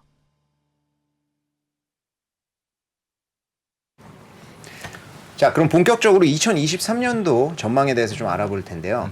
2023년도 내가 생각하는 2023년도의 키워드에 대해서 한번 얘기해 보도록 하겠습니다. 네, 제가 먼저 말씀드리고 싶은데요. 아마도 비슷한 단어가 나올 것 같은데 결국은 리세션인 것 같아요. 결국 지금 우리가 논의하고 있는 건 2023년도에 경기 침체가 올 것이냐 안 올 것이냐에 대한 논쟁이 여전히 있지만 경기 침체님이 다가오고 있고 그걸 우리들은 체감하기 시작한 것 같거든요. 그래서 경기 침체가 오는 것 자체보다 결국 중요한 그 강도가 중요할 것 같아서 만약에 경기 침체의 강도가 매우 심각하다면 우리들은 새해에도 굉장히 또 힘든 1년을 보내게 될 것 같고요. 만약 그 경기 침체의 강도가 우리가 수긍 가능한 수준, 정책적인 지원들을 어느 정도 해결할 수 있는 수준이라고 하면 우리가 지금 만나고 있는 괴로운 시장이 어느 정도 바닥 언저리일 가능성도 있다고 저는 생각을 하거든요. 그래서 결국 내년의 게임은 경기 침체, 특히나 그 강도가 시장을 결정하게 될 것이다라고 저는 보고 있습니다. 네. 시장의 강도. 네. 부장님 의견 혹시 어떠신가요? 경기 침체는 와 있는 건가요? 지금 와 있다고 봐도 무리가 아니죠? 경기 침체를 어떠한 것으로 보느냐에 따라 좀 달라지는 것 같아요. 미국 내에서도. 네. 그걸 만약에 단순히 고용 지표로만 본다고 하면 사실 아직까지는 고용 지표는 견조한 것 같고요. 다만 기업들의 실적의 추이 그리고 특히나 자금 조달에 필요한 기업들이 겪고 있는 지금의 어려움은 호황기라고 볼 수는 결코 없는 것 같고요. 이건 저는 침체인 것 같습니다. 왜냐하면 자금 조달이 어려워서 도산하기 시작한 기업들이 이미 나왔잖아요. 그게 침체가 아니면 사실은 전 정하기 어려울 것 같거든요. 우리가 물론 데이터로서 확인하는 것은 통계적으로 GDP가 꺾인 것들을 확인하면서 경기 침체를 더 확신하겠지만 이미 도산한 기업들이 있는 기업들이 계속해서 영업을 이어가지 못하는 환경에 연출되고 있는 환경을 침체가 아니라고 표현한다면 저는 다른 말로 표현할 수 없다고 생각합니다. 근데 제가 여기 오는 길에 VC에 전문적으로 투자하시는 분을 만났어요, 길거리에서. 그래서 여쭤봤는데 실제로 최근에 그분은 이제 국내도 투자하시고 해외 쪽에 뭐 인도네시아, 동남아 쪽 VC도 많이 투자하시는데 실제로 지금 굉장히 클로징 되는 일이 많대요. 그러니까 자금이 더 이상 유입이 안 된다고 하더라고요. 그래서 실질적으로 그분은 경기 침체를 느끼고 있다. 이렇게 좀 말씀을 하시더라고요. 그러면 네. 그게 침체가 오면 그 기업 이익도 감소하고 굉장히 어려울 것 같은데 그럼 달리 얘기하면 내년도 전망도 그냥 안 좋겠네요. 쉽게 얘기하면. 왜냐면 저도 거의 동의하니까 침체는 저도 와 있다고 보고 있고 이미 다음 내년에 가장 큰 악재의 그 기사가 침체가 엄청 많이 나올 것 같아요. 아래 공포 이런 식으로. 그게 뭐 솔직한 얘기로 오늘 올랐지만 좋았지만 침체가 나온다고 그러면 그게 다 먹어버리는 그 요소이기 때문에 일단 암울한 그런 모습인데 오히려 그걸 동의한다 그러면 어떻게 하면 이길 수 있을까 한번 고민해보면 되게 좋을 것 같아요. 어떻게 하면 좀 비껴나갈 수 있을까? 침체 어떻게 하면 비껴나갈 수 있습니까? 침체 거의 동의하잖아요. 온다는 거에 대해서. 네네. 동의하죠. 저 같은 경우에는 사실 뭐 키워드 같은 경우에 제가 연결해서 같이 말씀을 드리면 사실 경기 침체 구간에서 바닥이 항상 형성이 됐었기 때문에 저는 역으로 물론 이제 경기 침체라는 키워드는 뭐 모든 분들이 다 동의를 하시겠지만 저는 새로운 동력이 무엇이 될까가 오히려 2023년은 더 중요한 해가 되지 않을까 이런 새로운 생각입니다. 동력. 그러니까 지금까지 만약에 빠져 있었던 어떤 시장에서 이런 경기 침체 그러니까 비정상화되어 있었던 시장 너무나도 좀 과열되어 있던 시장이 정상화가 되고 다시 이 시장이 조금씩 과열이 되는 그 구간에서 경기 침체가 끝나기 한 3개월 짧으면 길면 6개월 전에 어떤 바닥이 형성되고 올라갔기 때문에 과거의 어떤 역사적 통계로 봤을 때 그러면은 그 바닥이 형성이 되고 올라가기 위해서 어떠한 특정 뉴 트렌드 또는 새로운 동력이 하나 발생이 되고 근데 그 동력이 무엇이 될지를 저희가 고민을 해보는 시간이 아마 2023년이 되지 않을까 저는 이제 그런 생각을 좀 해보거든요. 그래서 경기 침체는 어느 정도 저희가 뭐 받아들이고 있고 지금 진행 상황이라고 저는 보여지고 있고 반영 중이다라고 저는 보고 있어요. 그렇기 때문에 물론 뭐 고용이다 아니면 뭐 그러다 보니까 뭐 장당기 금리 역전차도 있고 금리 인상도 있고 여러 이제 요인들이 경기 침체를 뭐 정의할 수 있는 것들이 있지만은 이미 이렇게 된 지금 이 상황에서는 오히려 그 다음 스텝을 저희가 밟아가야 되지 않을까 예, 그런 생각을 좀 해봅니다. 전 경기 침체 이어서 좀 말씀드리면 내년의 키워드는 선반영이다. 왜냐면 지금 한 2020년 이후로 이렇게 선반영이 빠른 그런 증시가 있었나 싶어요. 왜냐면 팬데믹 한가운데 생각해 보시면 야 아직 사람들이 돌아다니지도 못하는데 주가가 왜 올라? 그죠? 이게 정상화 될 거라는 선반영을 굉장히 빨리 시켜버린 거죠. 그리고 올해를 생각해 보시면요. 우리가 리오프닝하고 나서 불야성이야. 술집에 자리가 없어. 그런 오마카세 집이 예약이 안 되고 밤에 택시가 안 잡히는데 맞아. 뭐 경기 침체라고 증시가 빠져. 그게 선반영이라고 봐요. 그러면 내년의 경기 침체는요. 저희가 이제 밤에 할 때는 여기가 좀 조용한데 지금 어마어마한 분들이 지금 돌아다니고 지금 지나고 계시죠? 이분들을 어휴. 붙잡고 다 물어보는 거예요. 내년에 경기 침체 옵니까? 대부분은 다 경기 침체 온다고 하실 거예요. 경기 침체라는 단어를 대한민국 성인이면 누구나 알고 있고 내년에 온다는 걸 알 정도로 삼척동자들도 아는 게 경기 침체다. 그러면은 선반영을 빨리 시켰죠. 그러면은 내년에 우리가 직면하게 될 경기 침체와 우리가 선반영 시킨 거에 간극이 있겠죠. 그게 내년 증시 수익률이라고 봅니다. 우리가 선반영을 과하게 시켰는데 그보다 마일드하면 올라가는 거고 우리가 했던 것보다 더 심각한 경기 침체가 오면 빠지는 거죠. 그래서 저는 이 선반영 우리가 얼만큼 빨리 선반영을 시켰냐를 보는 건데 과거의 데이터들을 한번 보니까요. 이게 재밌는 통계가 있더라고요. 근데 경기 침체를 선언하기 전에 낙폭과 경기 침체를 선언한 이후의 낙폭이 있는데 지금까지 통계를 보면 경기 침체 선언 이후의 낙폭이 더 컸어요. 실제 그렇죠. 근데 그 폭은요. 시스템 리스크로 안 갔을 때는 10% 중반에서 20% 후반의 낙폭이 있었습니다. 고점 대비. 그렇다면 어떤 분들은 그 데이터를 가지고 와서 야 경기 침체 선언하면 그때부터 더 빠져라고 하시는 분들이 있을 수도 있지만 그 리세션 그냥 시스템 리스크가 아니었을 때의 경기 침체 구간을 보면 10% 중반에서 20% 후반이 빠진단 말이에요. 고점 대비. 그러면 지금 우리가 고점 대비 얼만큼 빠졌습니까? 바닥을 우리가 10월 달에 바닥을 찍었나요? 그때 바닥을 13일, 보시면 네. 20% 중반 정도 빠졌어요. 그렇다면 선반영을 어느 정도 시켜놨다. 라고 볼 수 있기 때문에 그럼 우리가 얼마나 선반영을 시켜놨고 실제치가 얼마큼 나오는가 그게 내년도 되게 중요한 키워드라고 생각합니다. 근데 이거 말씀하신 내용들이 사실 다 일맥상통하는 면이 있네요. 경기 침체가 올 거고 그거를 벗어나기 위해서는 새로운 동력이 필요한데 그게 이제 증시에는 사실 선반영 됐고 지금 또 그런 것도 우리가 봐야 된다 내년에. 혹시 그러면은 내년에 좀 보시는 섹터들 있으세요? 어떤 섹터 위주로 좀 봐야 될 것 같다라든지 그런 의견들 좀 있으세요? 그 섹터는 제가 한 15초 만에 끝냅니다. 이건. 네. 15초 만에 끝냅니다. 사진 하나 보여주면 네. 사진이요. 예. 이게 얼마리가 필요 없는 간단합니다. 15초. 네. 10초 지났습니다. 이겁니다. 여러분들 보시는 것처럼 이게 2020년도에 그 섹터별 퍼포먼스거든요. 제일 좋은 게 뭐였습니까? IT였죠. IT. 제일 나쁜 게 뭐였습니까? 에너지였죠. 네. 이걸 뒤지면 끝납니다. 이거.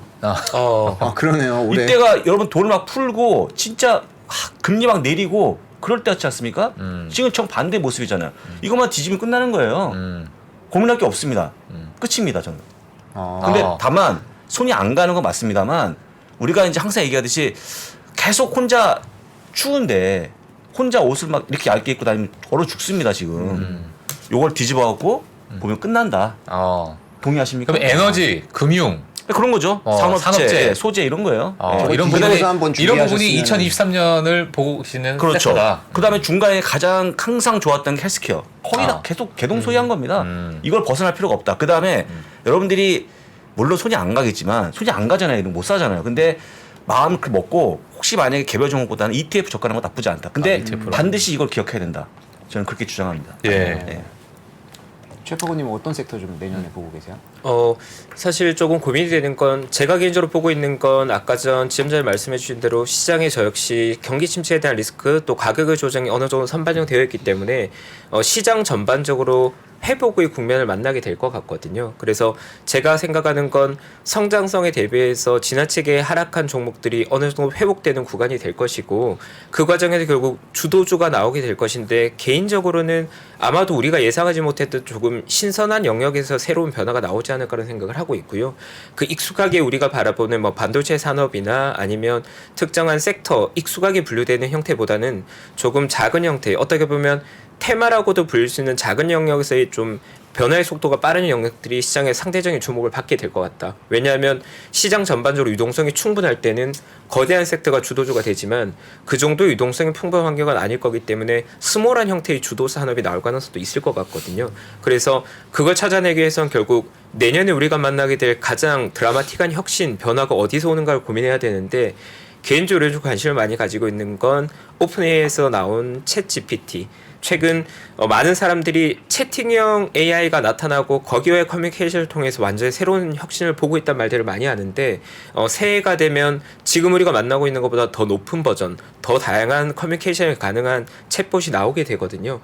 근데 제가 아직까지 기억나는 게 2021년 3월에 제가 이 자리에서 글로벌 라이브에서 최초로 NFT라는 단어를 소개한 적이 있었습니다. 근데 그 당시의 시장의 반응이나 증권업계에 있는 저희 역시도 NFT라는 단어가 너무 낯설어서 뉴스 기사를 보고 스토리라고 레포트 읽어봐도 우리에게 너무 낯설게 느껴졌는데 실제로는 그게 정말 혁신적이었거든요. 저 개인적으로 최근 뉴스플로에서 많이 나오는 표현 중에 NFT라는 단어에 관심이 조금 있고 궁금증이 조금 있었는데 저도 얘기는 들었어요. 네. 예. 저는 개인적으로 우리가 지금 만나고 있는 챗 GPT, 채팅을 통해서 AI와 소통하는 방식이 지금 우리에게 낯설게 느껴지고 혁신적으로 느껴지지만 그거보다 더 큰 변화를 만들어낼 수 있을 것 같거든요. 근데 그게 변화의 속도나 최근의 버전 업데이트 속도를 보면 그게 굉장히 가속화될 것 같고 2023년도에는 아마도 챗봇 관련 테마가 상당히 강하게 형성될 수 있다. 관련 기업들로는 물론 빅테크 대형주들 중에서 관련된 수혜를 보는 기업들이 있겠지만 의외로 작은 중소형주 중에서 해당 산업 내에 주가로는 드라마틱하게 올라간 기업들이 상당히 나올 수 있을 것 같다는 생각을 개인적으로 가지고 있습니다. 네. 챗봇 관련돼서 맞습니다. 이것도 굉장히 흥미롭네. 저도 생각하지 못했던 건데. 저도 네, 한번 조금 신선하다고 볼 수 있지만 그만큼 더 상당히 변화의 속도를 빠르게 반영할 수 있을 것 같습니다. 연구를 해봐야 될 것 같아요. 네. 시점장님 혹시 어떤 섹터 내년에?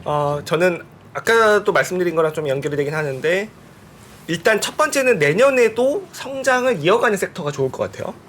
근데 자생적인 그냥 산업에서 그런 섹터가 나오긴 쉽지 않아 보입니다. 왜냐하면 모든 소비가 위축될 수 있기 때문에요. 그러면 돈을 여전히 잘 쓰는 쪽은 정부일 것이고 정부? 네, 정부 사이드에서 나오는 수주를 받는 쪽이 내년에도 기본적으로 좋을 가능성이 있습니다. 첫 번째는 아까 말씀드렸던 클린 에너지이고요. 두 번째는 산업재예요. 부사님도 말씀하셨는데 어쨌든 돈이 있는 쪽은 뭐 일반 정부도 있겠지만 오일 머니를 많이 받았죠. 중동. 뭐 이게 반신반의하지만 어쨌든 네옴시티도 준비를 시작할 거고 그리고 우크라이나 전쟁 끝나면은 뭐 할까요? 재건 사업 당연히 하겠죠. 시작하겠죠. 이런 것들로 인해서 제가 아주 좋아하는 섹터는 아닙니다만 산업재도 좀 봐야 된다고 생각을 하고 있고요. 그리고 기본적으로 그런 뭐 전 세계가 뭐 LNG 터미널이나 이런 것도 많이 짓겠지만 클린 에너지를 더 박차를 가할 거라고 봅니다. 그래서 그런 부분을 보고 있고 또 그 이면에는 증시의 가장 강력한 테마는 턴어라운드예요. 그거는 영원한 테마죠. 정말 안 좋았던 섹터가 좋아지기 시작할 때 주가는 굉장히 드라마틱합니다. 이건 영원한 테마죠. 근데 그게 어디서 나오는지를 잘 보는 것도 중요할 것 같아요. 그러면 먼저 힘들었던 분야, 먼저 빠졌던 분야인데 내년에 확실히 바닥을 찍는 분야가 있겠죠. 몇 군데. 뭐 전 대표적인 것 중에 하나가 지금도 여전히 안 좋고 내년도 1, 2분기까지 안 좋아지지만 분명히 이 재고를 다 털어내고 턴어라운드한 부분이 메모리 반도체일 것 같아요. 왜냐면 사실 그거는 이제 뭐 국내가 더 기업들이 더 잘하는 부분이긴 하지만 그런 부분도 내년에 잘 보고 있었겠다. 다 나빠졌는데 내년에 돌아서는 것들이 많지는 않을 거예요. 근데 확실한 턴어라운드가 나오는 기업들은 굉장히 또 재밌을 것이다. 그렇게 보고 있습니다. 클린 에너지, 산업재도 턴어라운드. 확실히 턴어라운드는 뭐 예를 들면 요새 중국이 리오프닝하면서 그동안 뭐 소비재 완전 눌려있던 데가 급반등하고 막 이런 케이스들이 나오는 거 보면 말씀하신 대로 내년에도 좀 지켜봐야 될 것 같고 저희 그러면은 박메타님께서는 IT? 네. 저요? 네. 이거 메타라고 얘기하면 또 욕먹을 것 같고 그건 아니고 근데 다 말씀을 해주셔가지고 네. 워낙 또 이제 시장을 잘 보시는 분들이 또 말씀을 해주셔서 저는 뭐 간단하게 젓가락만 얹겠습니다. 젓가락 한 짝만 얹는다 보면은 사실 저는 이번에 있는 하락을 봤을 때 물론 금리 인상이 이제 되면서 많은 성장주들이 떨어졌어요. 많이 폭락을 했고. 근데 이제 과거에 어떤 버블이 떨어졌을 때의 그 붕괴 수준을 보게 되면 마이너스 80%씩, 마이너스 90%씩 이렇게 빠지는 물론 이제 그렇게 사라지는 종목들도 있고 아니면 거기서 또 다시 살아나는 종목들도 있었는데 이번에 뭐 성장주를 보게 되면 마이너스 60%뭐 아주 우습게 많이 보이잖아요. 네. 그렇게 빠지는 종목들이. 근데 이러한 폭락 속에서 살아남는 종목들 그리고 실적이 견고했던 종목들을 제가 보는 것이 그리고 여기에서 아까 말씀드렸던 새로운 동력이 또 무엇이 있을까를 같이 접합을 해서 보는 것이 아마 나중에 추후에 정말 드라마틱한 성장을 다시 보여줄 수 있는 어떤 과도기가 되지 않을까 이런 생각이 들고 이런 성장 이제 폭락 기간에서 이 체력이 없는 기업들은 아까 최퍼건이 말씀하신 대로 정말 얼어 죽어서 네. 봄이 안 오고 그냥 죽겠죠. 예, 도태가 되고 없어지는 기업이 있겠지만 이런 하락장에서 살아나는 기업 그리고 실적이 뒷받침되는 기업 저는 그런 기업이 또 저희 지정령님께서 말씀하신 중소형 성장주에서 뭔가 드라마틱한 어떠한 섹터들이 또 나오지 않을까. 저도 이제 그렇게 좀 보고 있거든요. 그래서 만약에 2023년이라 하면은 방어주도 좋겠지만 예, 개인적으로 저는 헬스케어 쪽을 어느 정도 포트에 좀 담는 것을 좋다라고 좀 생각이 들고 방어적인 측면에서 그리고 어느 정도 일부분은 지금까지의 폭락을 겪었던 또 체력이 있는 중소형 성장주들이 나중에 2023년에 조금 그래도 꿈틀대는 예, 그러한 시기가 되지 않을까 이렇게 좀 보고 있습니다. 예. 그러니까 사실 지금 다들 아까 이제 지존장님 말씀해 주셨듯이 내년에 경기 침체를 다들 예상하고 계시잖아요. 아까 저희가 2022년도 회고하면서도 이야기했듯이 2022년도에는 뭐 CPI, 인플레이션 이런 게 가장 이제 어떤 변수나 화두였다고 하면은 저희가 2023년도 다들 경기 침체를 예상하고 있는 이 와중에 상방이 됐던 추가 하방이 됐던 어떤 변수 같은 것들이 좀 있을 것 같은데 그런 거 좀 각자 생각하시고 계시는 이제 중요하게 봐야 될 변수 이런 것도 좀 있으세요? 네, 사실 이 부분은 제가 최근에 많이 고민하고 있는 주제라서 또 먼저 말씀을 조금 드리고 싶은 부분이 우리가 지금 바라보고 있는 것은 리세션, 그러니까 우리가 만나게 되는 경제 환경이 상당히 좋은 환경에서 별로 좋지 않은 환경으로 톤 다운되는 냉각되어 가는 과정을 저희가 지금 만나고 있고 예상하고 있다고 생각하거든요. 그러니까 여기에서 이제 문제가 되는 건 여기에도 과연 리세션이 아니라 크라이시스, 위기로 넘어가는가에 대한 점검이 투자자에게 절대적으로 중요하다고 생각합니다. 근데 다행스럽게도 최근 현대금융의 역사에서 리세션이 크라이시스로 넘어가는 과정에서 가장 중요한 키가 뭔지는 이미 연구되어 있고 그건 결국 신용 시스템이 붕괴되는가 아닌가가 가장 중요하다고 생각합니다.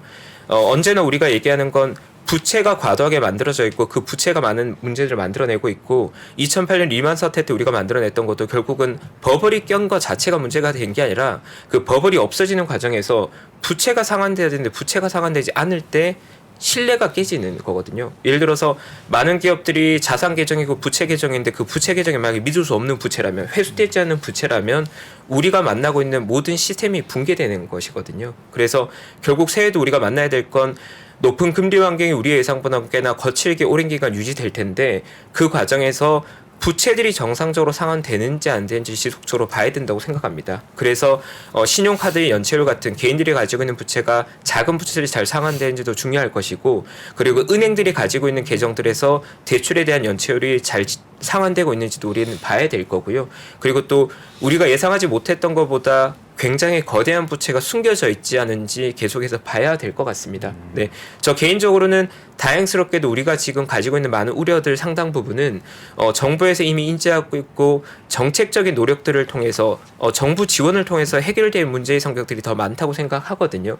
근데 그러하지 않은 것들, 우리가 기존에 계상되지 않았던 부채가 갑자기 나타난다면 우리는 상당히 긴장을 하고 새해를 맞이해야 될 것 같습니다. 네. 부채를 꼽아주셨는데 확실히 최근에 나오는 지표들 보면은 미국 같은 경우에 신용카드 사용액은 급격하게 올라가는데 저축률은 또 급격하게 떨어지는 모습 보여주고 있어가지고 말씀하신 대로 부채 내년은 좀 부채 변수를 좀 봐야 될 것 같다. 저는 그 얘기하다 보니까 저는 멀쩡한 기업의 파산 가능성 그걸 많이 보고 있어요. 왜냐하면 이제 아까 잠깐 택시 얘기했는데 혹시 서울의 택시가 왜 부족한지 혹시 아십니까? 이 네 분 중에서?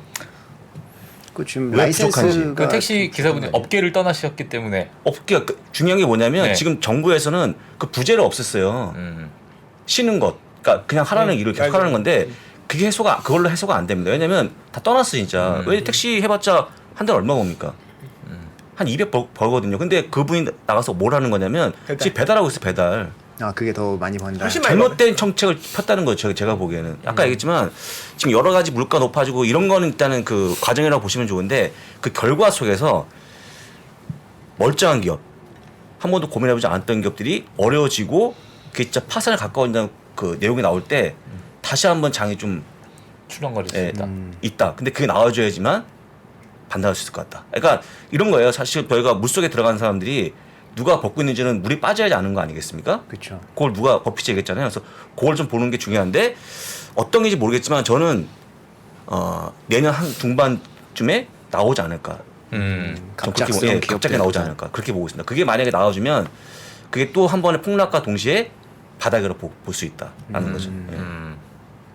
마지막 바닥 신호로 어떤 같이 멀쩡한 기업이 같이 볼 수 있을 것 같은데 근데 그게 나오면 아마 끔찍할 정도의 좀 아픔이 있지 않을까 제가 보기에는. 네, 사실 무서운 이야기예요. 무서운 얘기, 진짜 무서운 얘기예요. 전혀 예상하지 못했던 어떤 기업에 갑자기 도산했을 때 도산 가능성만 이제 나와도 네. 예, 나오기만 해도 엄청 빠지지 않을까. 사실 솔직히 얘기하면 FTX 사건도 우리 예상 못한 거 아닙니까? 그다음에 얼마 전 나왔던 정부 관련 레고랜드 같은 것도 몰랐던 거잖아요. 그게 뭔가 이렇게 웅크리 있다가 터지면서 놀라는 모습이 나오지 않을까. 그러니까 저희가 생각하는 가장 큰 변수입니다. 네. 알겠습니다. 지점장님은 어떤 변수? 저는 당연히 시스템 리스크로 전이 되면은 모든 게 바뀌는 거기 때문에 그런 부분도 당연히 부채 이런 것들 잘 살펴봐야 된다고 생각하는데 저는 내년에는 어쨌든 고용 지표, 특히 임금 상승률을 잘 봐야 될 것 같아요. 아 임금? 네. 임금 상승률. 왜냐면 물가가 빠르게 떨어지면 금리 인하할 수도 있잖아요. 파월은 안 한다고 했지만 페드 와치 보면은 이미 인하로 시장은 보고 있어요. 근데 파월이 물가를 세 가지로 나눴습니다. 상품 물가는 이미 꺾였다. 그렇죠. 주거비 물가 우리가 걱정 많이 했잖아요. 주거비 내년에 시작했네. 무조건 꺾인다. 그 부분도 걱정하지 마라. 근데 서비스 물가가 스티키하다. 예. 서비스 물가의 대부분은 뭡니까? 임금이죠. 임금이에요. 그죠? 여러분들 그 미용실 가서 지불하는 거의 대부분 임금이죠. 이게 미국이 지금 외식 물가가 장난이 아니래요. 아 외식 물가? 네. 식료품 가격은 떨어져도 외식 물가가 오른 이유는 임금이죠. 그게 지금도 오르고 있잖아요. 그러면은 그 정도 외식값이 막 그 이게 한 끼 먹는데 막 4, 5만 원씩 들면 일반적인 것들을 외식을 안 해야 되는데 죄송합니다. 네. 아직까지 외식을 하는 거죠 미국인들이. 근데 아까 말씀하셨듯이 저축률이 떨어지고 한계점에 와가고 있어요. 그러면은 이게 이제 파월이 얘기한 것 중에 임금만 떨어지면 되는 거예요. 그러면 약간 실업률은 올라야겠죠. 나머지는 주거비도 떨어진다고 보고 있기 때문에 우리는 그 지표를 그 고용 지표, 실업률, 임금 상승률을 내년에 좀 잘 봐야 될 것 같다. 아 임금 때문에 혹시 자리 배치 고임금, 저임금 이렇게 한 거 아닌가요? 아 그럼 고임금, 저임금. 그럼 저는 중간. 그러니까 중간입니다. 아 근데 전 나가 있어야 될 것 같은데. 아니 이러고 내가 면이 안 쓴다고. 아니 농담이에요. 좀 이따 만나. 그래도 지금 임금이 5명인가 무서웠습니다 지금. 그러니까 임금이 문제다. 근데 저도 거기에 동의하는데 아까 얘기했지만 그 임금이요. 최근에 보시면 아시겠지만 직장을 옮겨서 뭔가 올려받는 형태가 많이 나오는 거예요. 근데 그것 또한 살려고 하는 아둥바둥하는 그런 모습이 아닐까 싶어갖고 그렇게 저는 개인적으로 임금이 많이 빠질 것 같지 않아요. 제가 보기에는. 그럼 이제 계속 임금은 빠지진 않죠, 그죠? 상승률이 멈춰야 될 것 예, 같습니다. 예, 예. 임금은 원래 정말 임금이 떨어지는 일은 흔치는 않죠. 그러니까 그렇죠. 예. 두 분 먼저 몸소 한번 떨어뜨려 보시고 우리가 어떻게 되는지 변화 보고 한번 판단해보면 어떨까, 그죠? 두 분 워낙 고임금이니까. 네, 뭐 저희가 결정하는 게 아니라. 중요한 포인트. 그 중요한 포인트가 리세션. 하나는 이제 고용시장. 여기 더 있을까요, 팀장님? 굳이 얘기하자면? 뭐 금리 인하도 있겠죠. 이제 금리 인하 시기. 아 오히려 네. 금리 인하면 당연히 또 빠지는 통계가 있었으니까 네. 그때 변수 될 수 있겠네. 아, 그러니까 사실 네 분 뭐 변수니까 예상치 못했기 때문에 변수라고 그렇죠. 이야기를 네. 하는 공통점이 있지만 부채 그리고 갑작스러운 기업들의 멀쩡했던 기업들의 도산 그리고 무섭네요, 정말. 이제 고용 지표, 임금 상승률 요거에 대해서 말씀해 주셨고 금리 인하도 또 이제 변수가 될 수 있다 이렇게 좀 그렇죠. 말씀을 해주셨습니다. 근데 참 이게 그 좀 씁쓸하죠. 임금 상승이 좀 덜 되고 실업률이 좀 올라가야 그나마 이제 금리도 인상기가 좀 꺾이고 이렇게 저희가 좀 괜찮아질 거라고 할 수 있는 게 좀 그렇긴 한데 실제로 제 지인도 최근에 그 하와이 가가지고 3주 있었거든요. 근데 다 거의 해먹었대요. 너무 외식이 비싸다 보니까 물가가 네, 너무 거기 비싸서. 놀러 갔음에도 불구하고 외식하기에는 너무 비싸서 많이 집에서 해먹었다고 하더라고요. 리조트에서. 그런 거 보면 확실히 지금 가보진 않았지만 미국이 엄청 비싸고 하와이라서 비싼 거 아닐까요? 그러니까 평소에 하와이보다 비쌌겠죠. 평소에 하와이보다? 네, 평소에 비싸지만 평소보다 더 비쌌다. 그래서 지금 굉장히 좀 물가나 이런 게 좀 심각한 것 같습니다. 우리나라도 마찬가지긴 하죠. 마찬가지죠. 외식이 많이 비싸지긴 해서 이제 그 아마 연말이고 연초다 보니까 다들 리밸런싱이나 지금 갖고 계신 포트에 대해서 점검들 많이 하고 계실 거예요. 그래서 내년에도 이제 뭐 포트 변경이나 이런 것도 많이 하실 것 같은데. 내년에 이제 포트 변경을 한다라고 하면은 좀 어떤 목적으로 해야 될까? 뭐 예를 들면은 뭐 어떤 개별적으로 이유들이 다 있을 거잖아요. 뭐 본인들이 생각하시는 어떤 리밸런싱을 굳이 안 해도 되겠지만 해야 된다면 이런 목적이 있을 때 해야 될 것 같다라는 것도 있으세요? 그거는 제가 먼저 말씀드리면 그 여러분들 애플 되게 좋아하잖아요. 좋아하고 매도하겠습니까? 이사님? 애플 손절 치겠습니까? 아니, 저는 애플 안 들고 있어요. 아 잠깐만, 그게 아니고 좋은 기업을 네네. 그럼요. 본인의 성향을 얘기하면 안 되죠. 본인이 저는 뭐 제 좋아해. 개인 포트를 말씀하시는 본인이 거예요. 나는 뭐 좋아하는지 알고 있어요. 근데 그런 게 아니고, 그러니까 좋아하는데 안 파는 거잖아요. 그쵸. 안 파는 거. 저는 개인적으로 애플, 마이크로소프트 이런 기업들에 대해서 보유한 기업들의 제가 써먹는 방법인데 배당이 들어오는 일정을 잡은 다음에 최대한 주별로 한번 구성해봐라. 어떤 거냐면 지금 버텨야 돼요. 뭘로 버티겠습니까? 팔려고 했더니 배당 들어왔네? 잠깐만. 좀 버텨볼까? 또 팔려고 했더니 배당이 들어와서 이 매도 타이밍을 아예 막아주는 거죠. 좋은 종목도 구성한 다음에. 저는 오히려 배당에 좀 관심을 가지면 좋을 것 같고, 아까 했지만 뭔가 다 지금 줄고 있잖아요. 아마 물려있는 분들은 솔직히 배당 외에는 들어올 게 없을 거로 좀 보여집니다. 그럴 경우는 배당이 상당히 중요하기 때문에 그렇게 좀 구성하는 게 좋을 것 같고, 배당이 없는 기업도 최대한 하지 말고 배당 이익도 충분히 매수한 다음에 잘 짜임새 있게 포트폴리오 구성하면 그게 끝난 걸로 좀 보입니다. 2023년.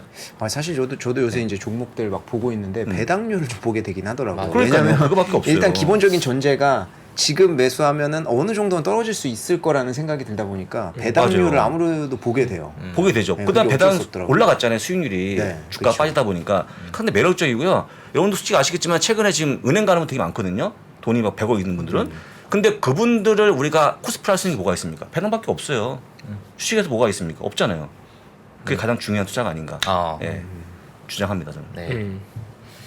요즘 저도 사실 리밸런싱에 관한 고민을 많이 하는 게, 연말이 되면 많은 고객분들께서 리밸런싱에 대한 조언을 원하시고 리밸런싱 아이디어를 원하시는데, 이제 제가 권해드리는 방식은 아마도 올해 많은 분들이 그럴 거예요. 개인 투자자분들도 그러하고 업에 있는 저희도 그러한데 포트폴리오의 성과가 너무 부진하다 보니까 조금 거리를 두게 된 거죠. 근데 그러다 보면 예상보다도 나의 계좌에 방치되어 있는 종목들, 내가 적절한 시기에 정리하지 못한 종목들이 많이 있거든요. 근데 그걸 어떻게 보면 리밸런싱 할 수 있는 시기가 지금 딱 연말인 것 같고, 제가 권해드리는 방식은 그 포트폴리오를 볼 때 두 가지 축으로서 사분면으로 나눠 보기를 권해드립니다.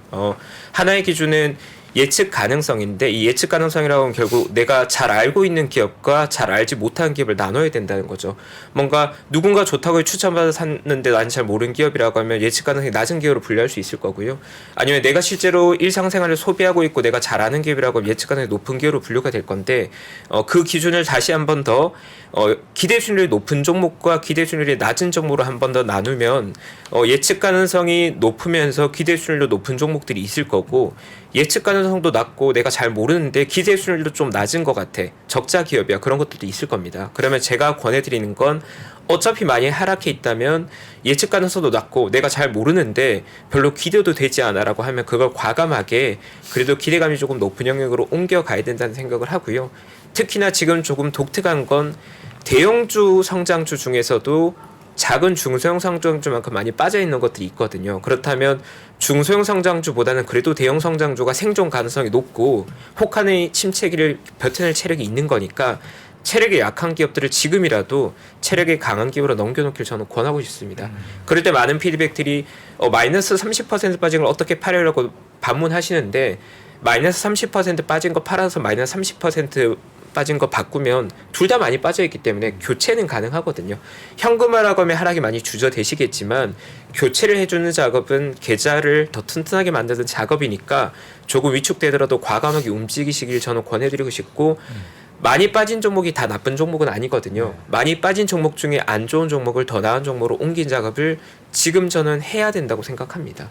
네. 그리고 사실 말씀하신 데에서 또 지금 연말에 마이너스 나신 것들을 그렇게 어떤 결단적으로 옮기신다고 했을 때 절세 효과도 좀 있잖아요. 사실 연말에 지금 수익 난 부분을 좀 많이 상쇄시키는 그런 부분도 있기 때문에 그런 면으로도 좀 활용할 수 있겠네요. 맞습니다. 그 좋은 말씀들 많이 해주셨는데, 또 이게 여러분들 리밸런싱 하실 때 제일 조심하셔야 될 게 엇박자 타면 큰일 납니다. 그러니까 시세의 뒷공무니를 쫓아다니는 매매라고 하는데, 사람의 심리는 관성에 그 기본적인 장착이 돼 있기 때문에 올라가는 주식은 좋아 보이고요, 더 올라갈 것 같고, 떨어지는 주식은 나빠 보이고 더 떨어질 것 같은데, 그걸 이제 엇박을 타는 거죠. 리밸런싱 그렇게 하면 큰일 나요. 시세의 뒷공무니를 쫓아다니는 건 큰일 나는데, 우리 최포가 얘기했듯이, 자, 동일한 낙폭에서 한번 비교를 해보는 거예요. 내가 방치된 주식이 있다. 한 60% 빠졌다. 그러면은 5, 60% 빠진 주식 중에 혹시 되게 좋은 주식 없을까? 그러면은 사실 덜 억울하거든요. 근데 방치된 주식보다는 어차피 지금 얘기했듯이 좋은 주식들도 다 반토막 나 있어요. 그러면 그런 주식들로는 먼저 추리고요. 막 올라가는 주식을 잘못 샀다가 이중으로 타격을 입으니까 그런 다음에 원점으로 검토를 해보는 겁니다. 너가 지금 주식에 물려 있는 게 아니고 현금이 있다면 지금 내가 갖고 있는 이 주식을 살 거야. 똑같이 빠져 있는데 이 주식을 살 거야. 그거에 대한 판단을 해보셔서 아 이거지라고 하면은 리밸런싱을 하시는 겁니다. 그런 방법을 한번 써보시면 좋겠어요. 그러니까 어디 치우치지 않고 네. 원점을 돌아가서 내가 지금 현금이 있다면 어떤 종목에 어떤 기업에 투자를 할지 확실히 다시 한번 좀 생각을 해봐야 되는 시간이긴 한 것 같네요. 오늘 좀 많은 좋은 말씀들을 해주셨는데 네. 저희가 오늘 좀 마무리하는 시간으로 아까 앞에서도 저희가 이제 그 구루 많이 이야기를 해주셨잖아요. 그래서 예. 오늘 채파고님께서 마무리하는 의미에서 이제 2023년도 사실 구루들의 투자 방법이 다 다양해요. 근데 그렇죠. 이 구루 중에 어떤 구루의 투자 방법이 2023년도에 딱 좋을 것 같다. 이런 거 한 말씀 해주시면 좋을 것 같습니다. 네. 역시나 아까 전 말씀드렸던 하워드 막스의 투자 이론에 대해서 또 말씀드리게 될 것 같은데요.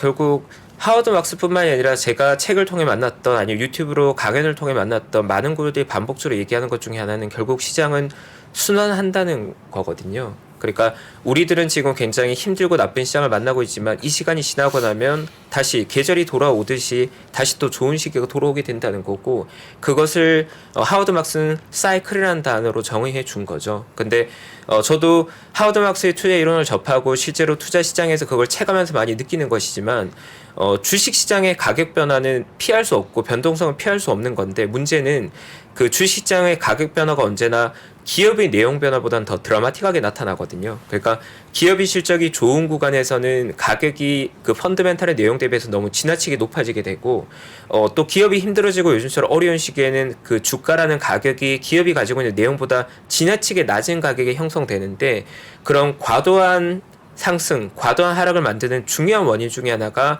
우리 인간들의 심리, 투자자들의 심리적 영향력이 굉장히 크거든요. 그래서 뭐 워렌 버핏이나 찰리 머거 같은 많은 인물들도 투자에서 숫자보다 우리의 심리가 더 중요하다는 표현을 쓰는데 최근 우리들의 심리는 사실 굉장히 좀 부정적인 것 같습니다. 저도 영업점에서 뭐 매일 수십 명의 고객분들과 소통하고 통화를 정말 많이 할 땐 하루에 50통 이상의 통화를 해보지만 지금 낙관적으로 생각하는 투자자는 그렇게 많지 않은 것 같습니다.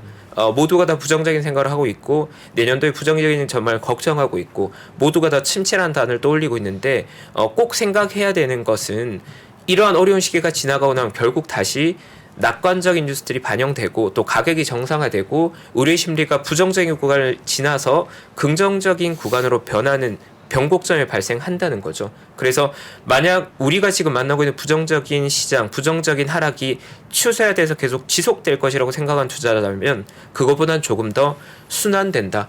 결국 안 좋은 시기가 지나고 나면 다시 좋은 시기가 올 거라는 생각을 놓치서는 절대 안 된다고 생각합니다. 네, 그러니까 시장의 하락에 너무 비관에 빠져버리면 그건 투자자로서 절대 해서는 안 될 행동이라고 저는 생각합니다. 네. 오늘 결국 우리 장엔젤님께서 말씀해 주신 대로 귀결되네요. Winter came, but spring is coming. 이걸로 또 마무리를 지면 되겠네요. 그러니까 사실 오늘의 화두를 부사장님께서 처음에 이 복선처럼 딱 던져주신 거죠. 겨울은 왔지만 것 같아요. 봄이 온다. 사실 저는 오늘 사회자라기보다는 시청자의 한 명으로 좀 참여를 한 듯한 느낌이 있었어요. 네. 굉장히 많은 것을 좀 배웠고 제 포트를 개인적으로 또 오늘 집에 가서 한번 좀 검토해봐야겠다. 그러니까 저도 생각이 많아졌던 네. 그런 그래서 시간이었어요. 아마 시청자분들께서도 좀 그런 생각 많이 했을 텐데 오늘 뭐 어떠셨어요, 네 분? 저는 일단 어떻게 보면 저희가 뭐 너무 익숙한 분들이잖아요. 근데 이게 다 같이 앉아 있는 게 처음이라는 게 너무나 익숙한 분들과 또 낯선 이 풍경을 만들어낸 건데 일단 전 다른 것보다도 너무 든든하다. 글로벌 라이브 우리 함께라서 너무 든든하다. 우리 구독자분들 위해서 우리가 힘을 합치면 새해에는 뭔가 해드릴 수 있겠구나. 네. 그런 생각이 들어서 너무 보람있고 뿌듯합니다. 네. 이런 자리가 좀 종종 있었으면 좋겠다 이런 생각이 들어요. 그러니까요. 종종 네. 허심탄회하게 대화도 하고 뭐 사실 이렇게 긴 시간을 편성할 수 있는 다른 레거시 언론은 없어요. 4시간 앉아서 얘기하는 거를 1시간 40분을 할 수 있는 걸 3%만이 할 수 있는 그 컨셉을 종종 했으면 좋겠습니다. 네, 종종이면 뭐 1년에 한 2번? 3번? 뭐 말씀 그 숫자를 얘기하셔야지 진정성 있는 거예요. 그뭐 부장님 원하시는 대로 하죠. 뭐. 저는 총종이니까 두 번. 전 놀란 네. 게, 야, 이분들이 2시간 동안 원고 한 장 없이 이렇게 얘기하는구나. 진짜 대단하다, 이분들. 와, 3시간, 4시간도 할 것 같아요. 원고 없이. 5시간도 가능합니다. 그게 제가 어떤 거 하는 거냐면, 야, 최강의 제 팀이었다, 지금까지. 글로벌 라이브 팀이. 다시 한번 여러분들, 오랜 시간 지나면 그런 평가를 하지 않을까 생각하고 있습니다. 네, 뭐 저는 이제 사실은 뭐 너무 뛰어나신 분들 많이 접하고 또 배우고 이 자리에 앉아서 또 이제 그런 책임감도 많이 느끼고 했는데 지금 이렇게 또 저희 앉아 있어가지고 저도 마찬가지로 좀 든든하고 또 2023년은 조금 더 시청자들께 더 좀 디테일하게 좀 다가갈 수 있는 그러한 방송이 되면 좋겠다. 그리고 항상 더 양질의 컨텐츠와 그리고 더 솔직한 그런 의견들을 좀 많은 분들께서 좀 접하시면 좀 많이 도움이 되지 않을까 그런 생각을 좀 하고 있습니다. 네. 네, 그래서 오늘 이 방송을 들으시고 2023년도에 굉장한 방비를 할 수 있는 그런 준비를 하셨으면 좋겠고요. 2023년도도 저희가 파이팅을 했으면 좋겠습니다. 네. 그래서 오늘 굉장히 든든했던 방송 여기서 마치고 저희는 또 속을 든든하게 채우러 순대국밥 알겠습니다. 먹으러 가도록 하겠습니다. 가시죠. 알겠습니다. 네, 오늘 긴 시간 시청해 주셔서 감사합니다. 감사합니다. 네, 감사합니다. 감사합니다.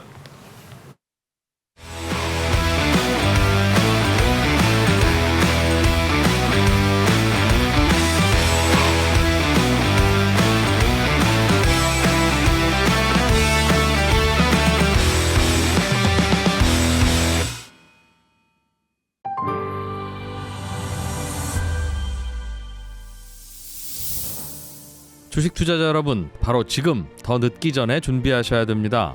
2023년이 코앞으로 다가온 지금, 1분 1초가 아까운 지금, 그래서 망설이지 말고 시작해야 하는 지금, 아직 늦지 않았습니다. 반도체, 2차 전지, 인터넷부터 자동차, 바이오까지 2022년에 놓쳤던 투자 흐름을 한 번에 따라잡고 2023년의 기회를 이번엔 절대 놓치지 마세요.